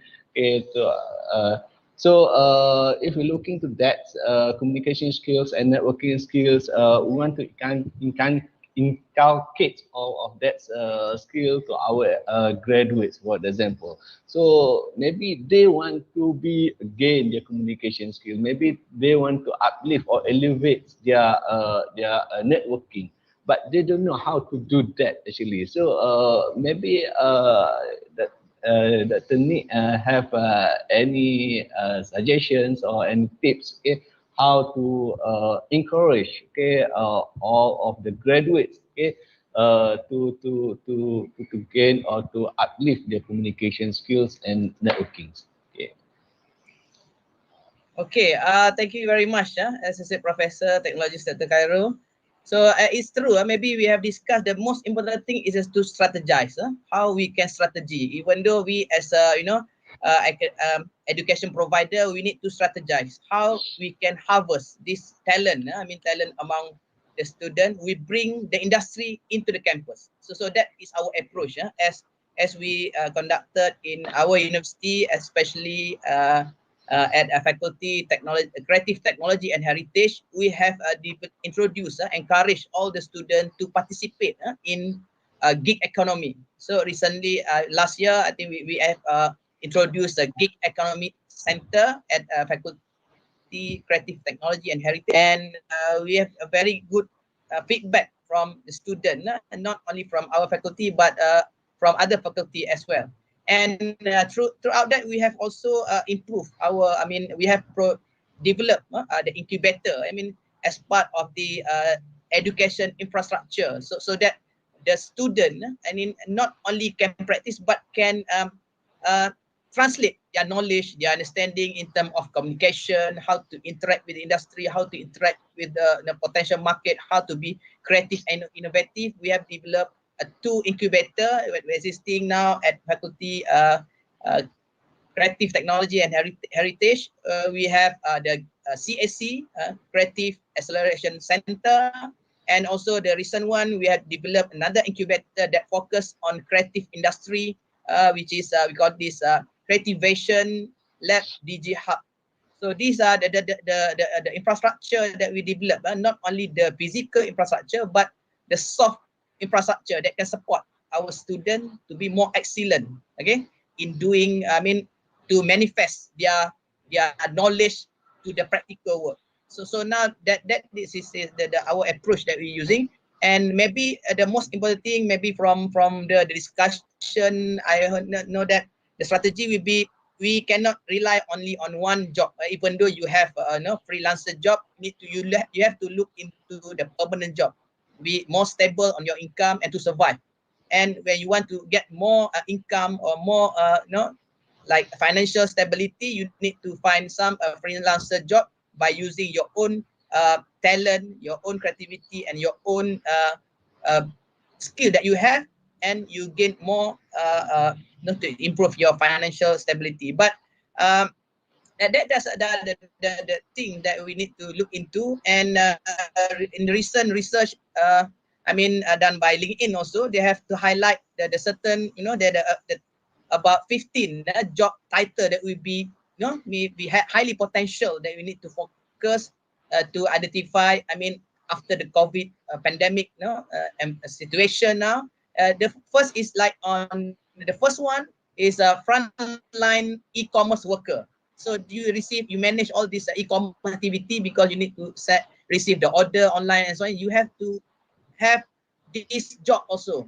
So as a freelancer, or to deal with this. The second one is looking into the expert on loan and mortgage expert. So you can try to manage how to save money and how to help on financial crisis during the pandemics now. And also the healthcare supporting staff. This is also a good, a good job opportunity, even though you can be have the kinds of job, so that you can support the medical staff. And also business development and sales professional, that number 4. And expert on workplace diversity, so that we need to be diverse on various industries. So you need to consult all those industry that maybe get affected through this critical or difficult situation now. And then digital marketing professional. So you have to, I mean, the student need to have the required skill so that they can perform or do the task on digital marketing professionally, even though for I mean, for as a freelancer or as a permanent staff. And I mean, surprisingly, we have other influencer. They also a new job coming, influencer. Okay, and the nurses, of course, the support on healthcare and educational professional. This also a growing field because nowadays the student, I mean, the children or school student cannot go to the school, so they need to educate, personally through digital platform, so they can do one-to-one, services. Okay, one-to-one teaching, especially teaching language, okay, teaching math and so on. So these are highly demand, so that the student which is graduate need to have this kind of skill to, I mean, to give this service to this highly demand. Another one is a digital content creator. So this is also another favorite job also. And what we can do now, we become a digital content creator. So professional personal coaches, because now the businesses, I mean, the business owner need some professional advice to coach, not only for personal motivation but to grow the company. Okay, like our speaker is a professional coach for business development. So this is one of the growing area that try to explore by all the students. And specialized engineer, of course, as conventional, we need to have very specialized engineer, as well the mental health specialist. This is also a demand now, because now, because of the pandemic nowadays, because of the very critical situation, some of us might need to have like a therapy, so that so this is maybe the opportunity that we can go into and explore. And also the user interface, UX professional, to develop system, software, and so on. And this is also important, data scientist, because we lot of data, we generate data every day, every minute, every second. So we need a very good data scientist, so that we can analyze and can support the decision making based on the data that we analyze. And the last one will be the artificial intelligence practitioner. So this is the 15 top, I mean, job, I mean, the rise of a new job in the future. So these are the things that need to be focused to improve the student skill, even though among the industry to look into this. And I think that will be appropriate that we can minimize, we can to match all those skills that learn from the university and the required skill and professionalism needed by the industry. And so this is the thing that support through our initiative at Faculty of Creative Technology and Heritage to develop the incubator. And so these are what our approach so far. So I think maybe we can everybody, we have to think how to do things a creative way and more innovate in our organization. And the student as well must be innovate, so that they can be more creative and more to serve, become the skilled person to fulfill the job market. Okay, I think that's from me. Okay. Okay, thank you. Thank you, Associate Professor Technologist Dr. Zulkarnain. A lot of things, okay, and very impressive actually. The sharing of the jobs in the market, that's I thought that sounds is news to me, and a lot of things that, and I want to ask actually to Dr. Nick, but by the way, times is very limited. So maybe we can be discussed later about that, but that is a very interesting. So it looks like our discussion in this forum is going more hot and more interesting.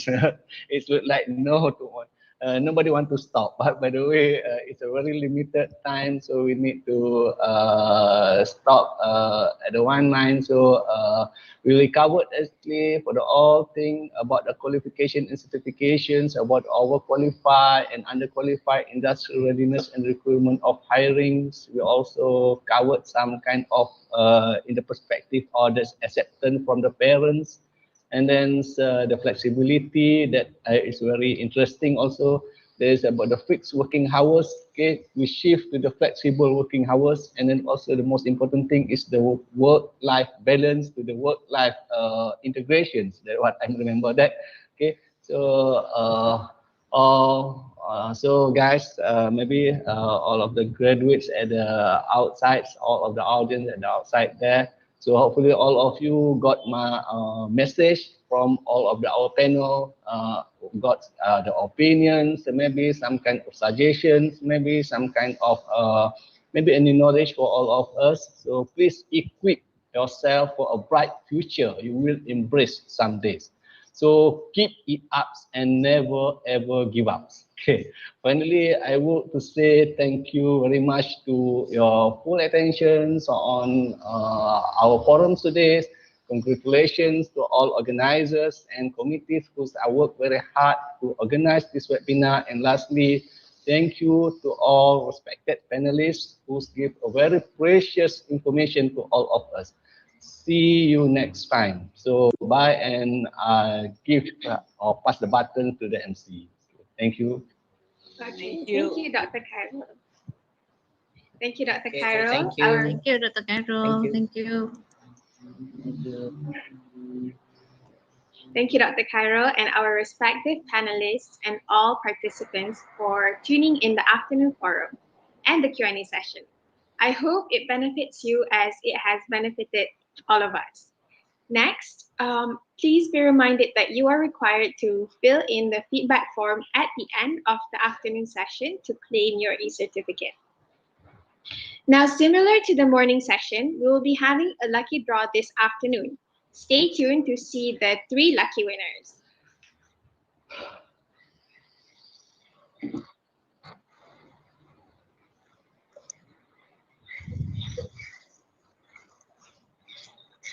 Okay, so I guess let us spin the wheel to find out the first lucky winner this afternoon.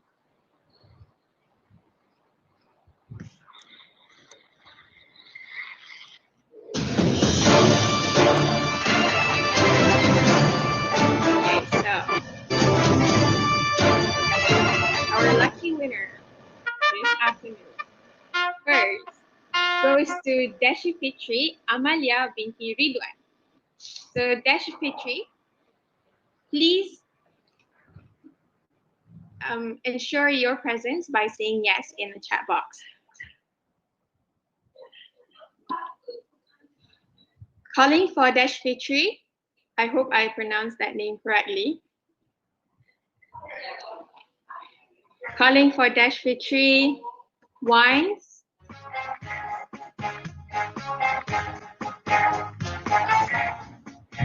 Calling for Desh Fitri twice.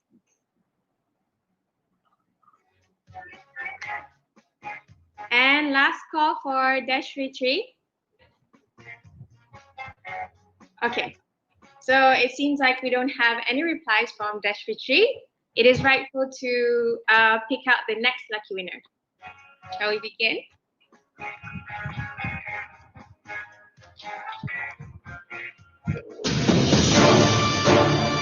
Okay, so our second lucky winner, taking home the lucky prize, goes to Muhammad Shamil bin Sofyan. So Muhammad Shamil, are you in the chat box?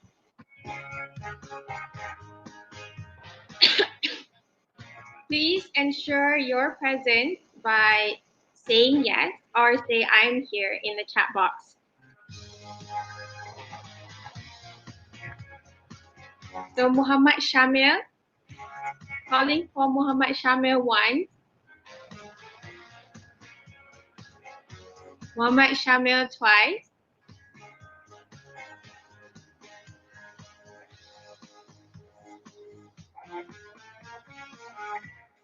Okay, to those, while we wait, just want to remind that you must fill in the feedback form at the end of the session. Okay, last call for Muhammad Shamil. Okay, so we have no replies from Muhammad Shamil. Now we will choose the third lucky winner, but apparently no one has won the lucky draw yet. Yeah. Okay. So who will be the third lucky winner? I hope someone is here. So it goes to Nur Fatin Farhana binti Ahmad Amin. Nur Fatin Farhana binti Ahmad Amin. Please confirm your presence by saying yes in the chat box.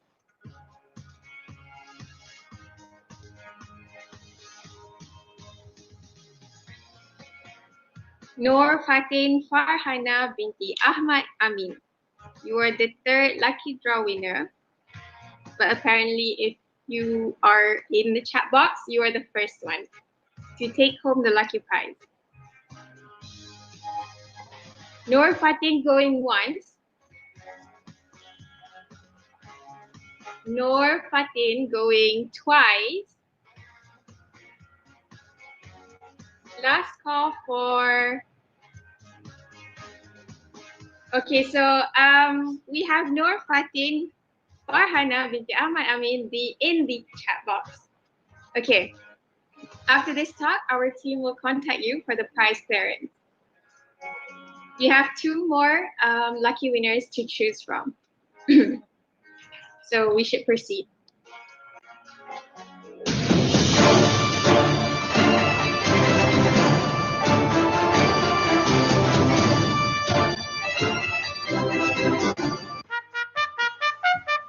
Okay, so Sharifa Fatin Fasiha binti Sheikh Hassanuddin. Please forgive me if I pronounce your name wrongly. Sharifa Fatin Fasiha. Going once.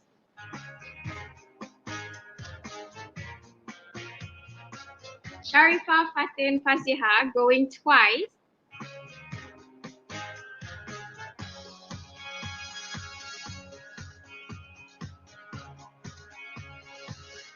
Sharifa Fatin Fasiha, last call. Okay, it seems that we don't have Sharifa Fatin in the chat box. I think we have three more. Actually, Shamil has presented himself. So we have two more lucky winners for today. Let's spin the wheel of luck.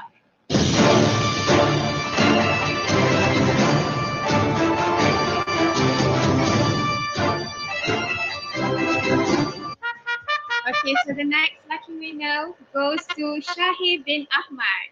Congratulations, Shahid bin Ahmad. Please confirm your presence by saying yes in the chat box.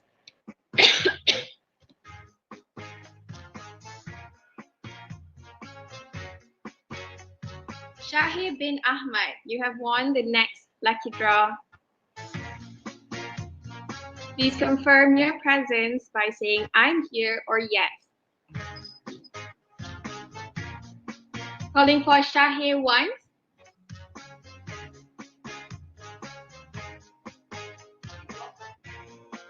Shahid twice. Okay, do we have Shahir in the chat box? If you are present, please type yes or say I'm here. Okay, so apparently we don't have Shahir with us this evening. We still have two lucky winners. So we'll proceed with spinning again. Again next time.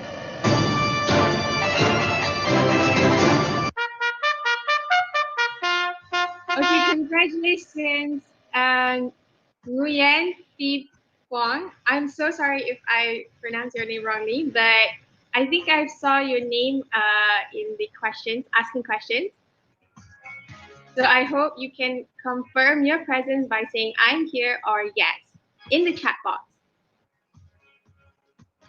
Nguyen, you may confirm your presence by saying I'm here in the chat box.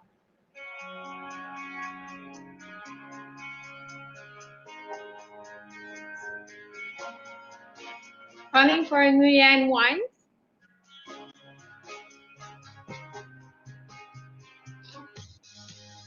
Calling for Nguyen twice.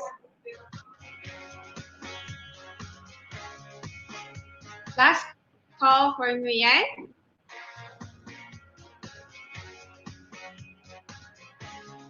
Okay, so it seems like we don't have Nguyen with us.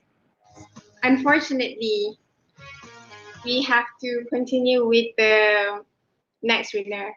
And if it continues this way, I think we will choose for the last one. Okay, I think we could do that.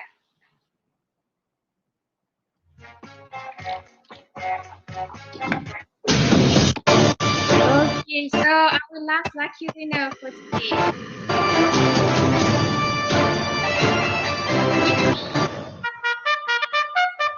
Intan Nur Shafika binti Mokhtar. Intan Nur Shafika, you may confirm your presence in the chat box by saying yes or I'm here. Okay, so we have Intan very fast in the chat box. Thank you, Intan, for confirming your presence. I think that is the end for our lucky draw. After this talk, our team will contact you for the prize clearance. So that marks the end of our lucky draw for today. I would like to congratulate again all 4 winners today, and to those who did not get the chance to become lucky winners, don't lose hope. I pray that you are luckier at life this point forward. Now, we are almost reaching the end of our event, but before we do, let us have Dr. Nick to recap the afternoon session, followed by Dr. Sabita. Dr. Nick, you might want to go first.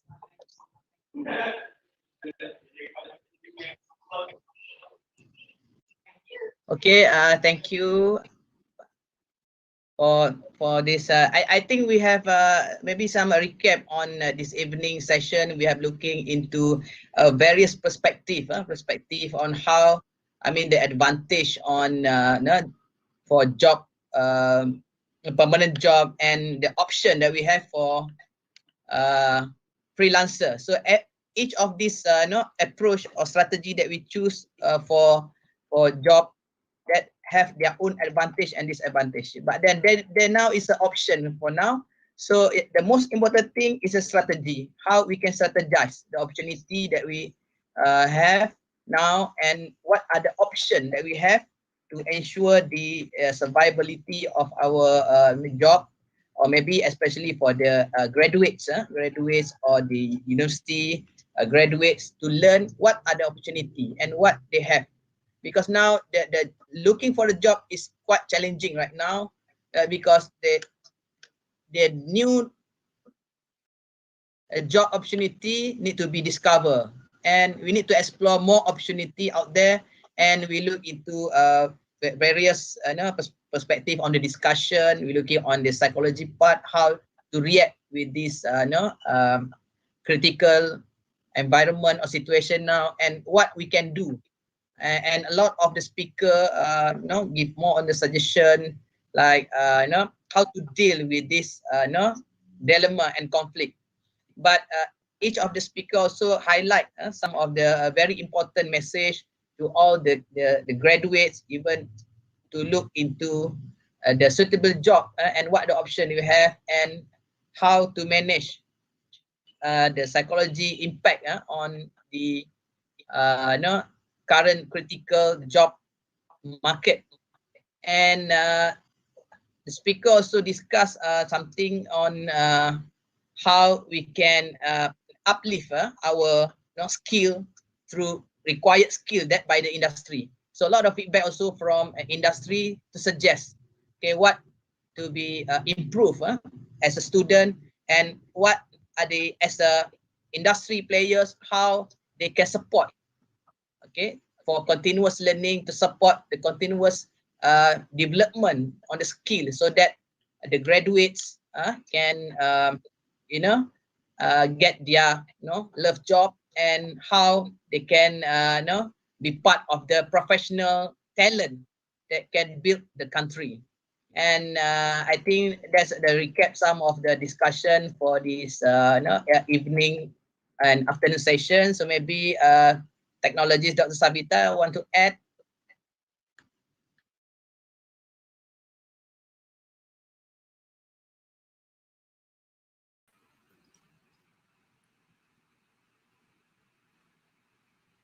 Ya, itu dia tadi sedikit perkongsian daripada panel dan moderator kita pada sesi petang ini, iaitu dengan kupasan yang tentang freelancer versus permanent job. Okey, bersama saya sekali lagi Raihan dan kawan saya Anis Batrisha. Jadi Anis, apa yang Anis dapatlah untuk petang ni? Mungkin Anis sendiri boleh cerita serba sedikit apa yang tahu, dan para pendengar yang lain pun mesti macam mungkin ada pendapat mereka sendiri. Dan bagaimana dengan Anis? Silakan.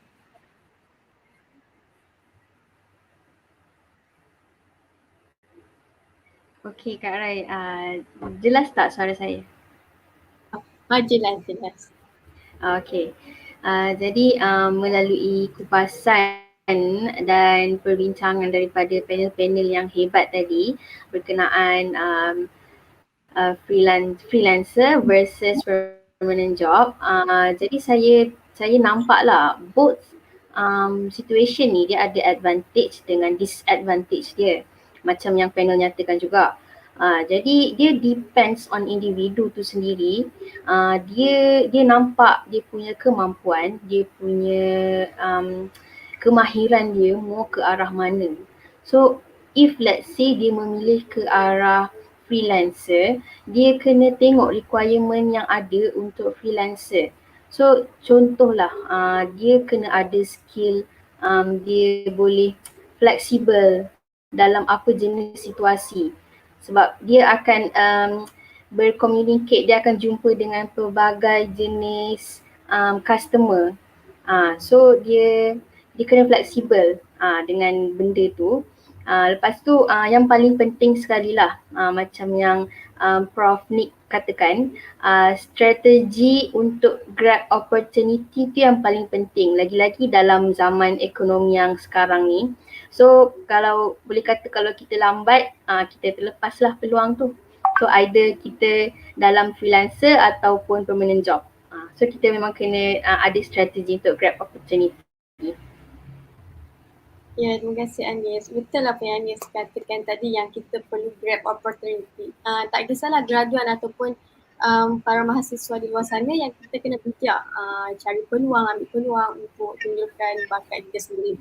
Okay, jadi apa yang saya dapat juga serba sedikit petang ini, kita pun tahu memang banyak mereka kupas, jadi kita pun terlampau padat hari ini, semua kita dapat. Jadi antara yang menarik perhatian saya yang mungkin dekat dengan mahasiswa pada minggu ke-13 ni, dah nak habis semester ni, iaitu di mana kita reward yourself. Buat kerja sedikit macam mana pun, kalau macam dia sampai streskan kita tapi kita mampu atasi benda tu, kita boleh reward yourself. Tak payah nak tunggu sampai habis semester baru nak reward. Jadi kat situ dia akan lagi menambahkan mungkin sedikit tekanan. Dan seterusnya adalah know what we want to do. Macam tadi doktor dia cakap, jangan asyik kerja-kerja sampai nanti masuk ICU. Jadi kita pun tak nak mahasiswa yang lain sampai terlampau memudaratkan kesihatan kan. Macam kita nak stay up, minum Nescafe 2-3 pagi setiap hari sebab nak kejar deadline dan sebagainya. Tapi kita perlu pandai bahagi masa, dan macam kita cakap tadi, reward yourself dan jangan asyik terlampau fokus kerja sampai memudaratkan kesihatan. Kita kena pandai bijak mengambil peluang dan bagikan masa. Jadi mungkin Anis boleh ceritakan sedikit tak, macam tadi doktor pun ada sebut yang generation sekarang kena banyakkan masa dekat LinkedIn daripada social media. Kebetulan SPKM ni memang ada banyak program. Macam minggu lepas kita dah ada webinar LinkedIn sampai 4 kali lah kita buat. Jadi mungkin Anis boleh ceritakan sedikit ataupun promote tentang apa program yang SPKM ni selalu adakan ataupun anjurkan. Silakan Anis. Okey, baik. Jadi SPKM iaitu Kelab Sekretariat Pembangunan Kerjaya Mahasiswa ni sendiri telah mengadakan pelbagai program yang menghubungkan mahasiswa-mahasiswa yang bakal bergelar graduan dengan industri luar. So kira macam kita bawa panel-panel daripada industri luar sendiri datang untuk menceritakan apa pandangan diorang, apa yang industri perlukan daripada seorang mahasiswa. So mahasiswa tu dia boleh readykan diri dia. So macam Kak Rai cakap, tak adalah dia macam keluar tiba-tiba tak tahu nak buat apa, betul tak? So macam untuk minggu depan juga, maafkan saya, untuk 14 hari kan mengadakan program CEO Talk siri yang ke-10 kalau tak silap saya, siri yang ke-10, di mana kita akan membawa panel khas dari industri luar untuk membincangkan topik khusus yang pastinya akan sangat membantu para mahasiswa lah untuk mempersiapkan diri ke alam pekerjaan. Jadi saya mengharapkanlah rakan-rakan mahasiswa semua untuk sama-sama menontonlah program CEO Talk nanti. Okay, terima kasih Anis. Jadi kita sama-sama nantikan program yang akan datang dan mungkin Anis sendiri akan jadi host ya, kita nantikan. Okay, jadi sudah sampai ke penghujung rancangan iaitu untuk join talk program bersama UTP dan ISB, COS dan KPMG pada petang ini. Jadi saya ucapkan ribuan terima kasih dan terima kasih kepada Anis juga kerana sudi menemani saya dan terima kasih kepada anda yang masih menonton hingga sehingga kini. Jadi kita mungkin ada rezeki kita berjumpa lagi pada masa akan datang dan dalam program yang lain. Jadi insyaAllah take care, stay safe dan duduk di rumah. Jaga penjarakan sosial. Terima kasih. Assalamualaikum.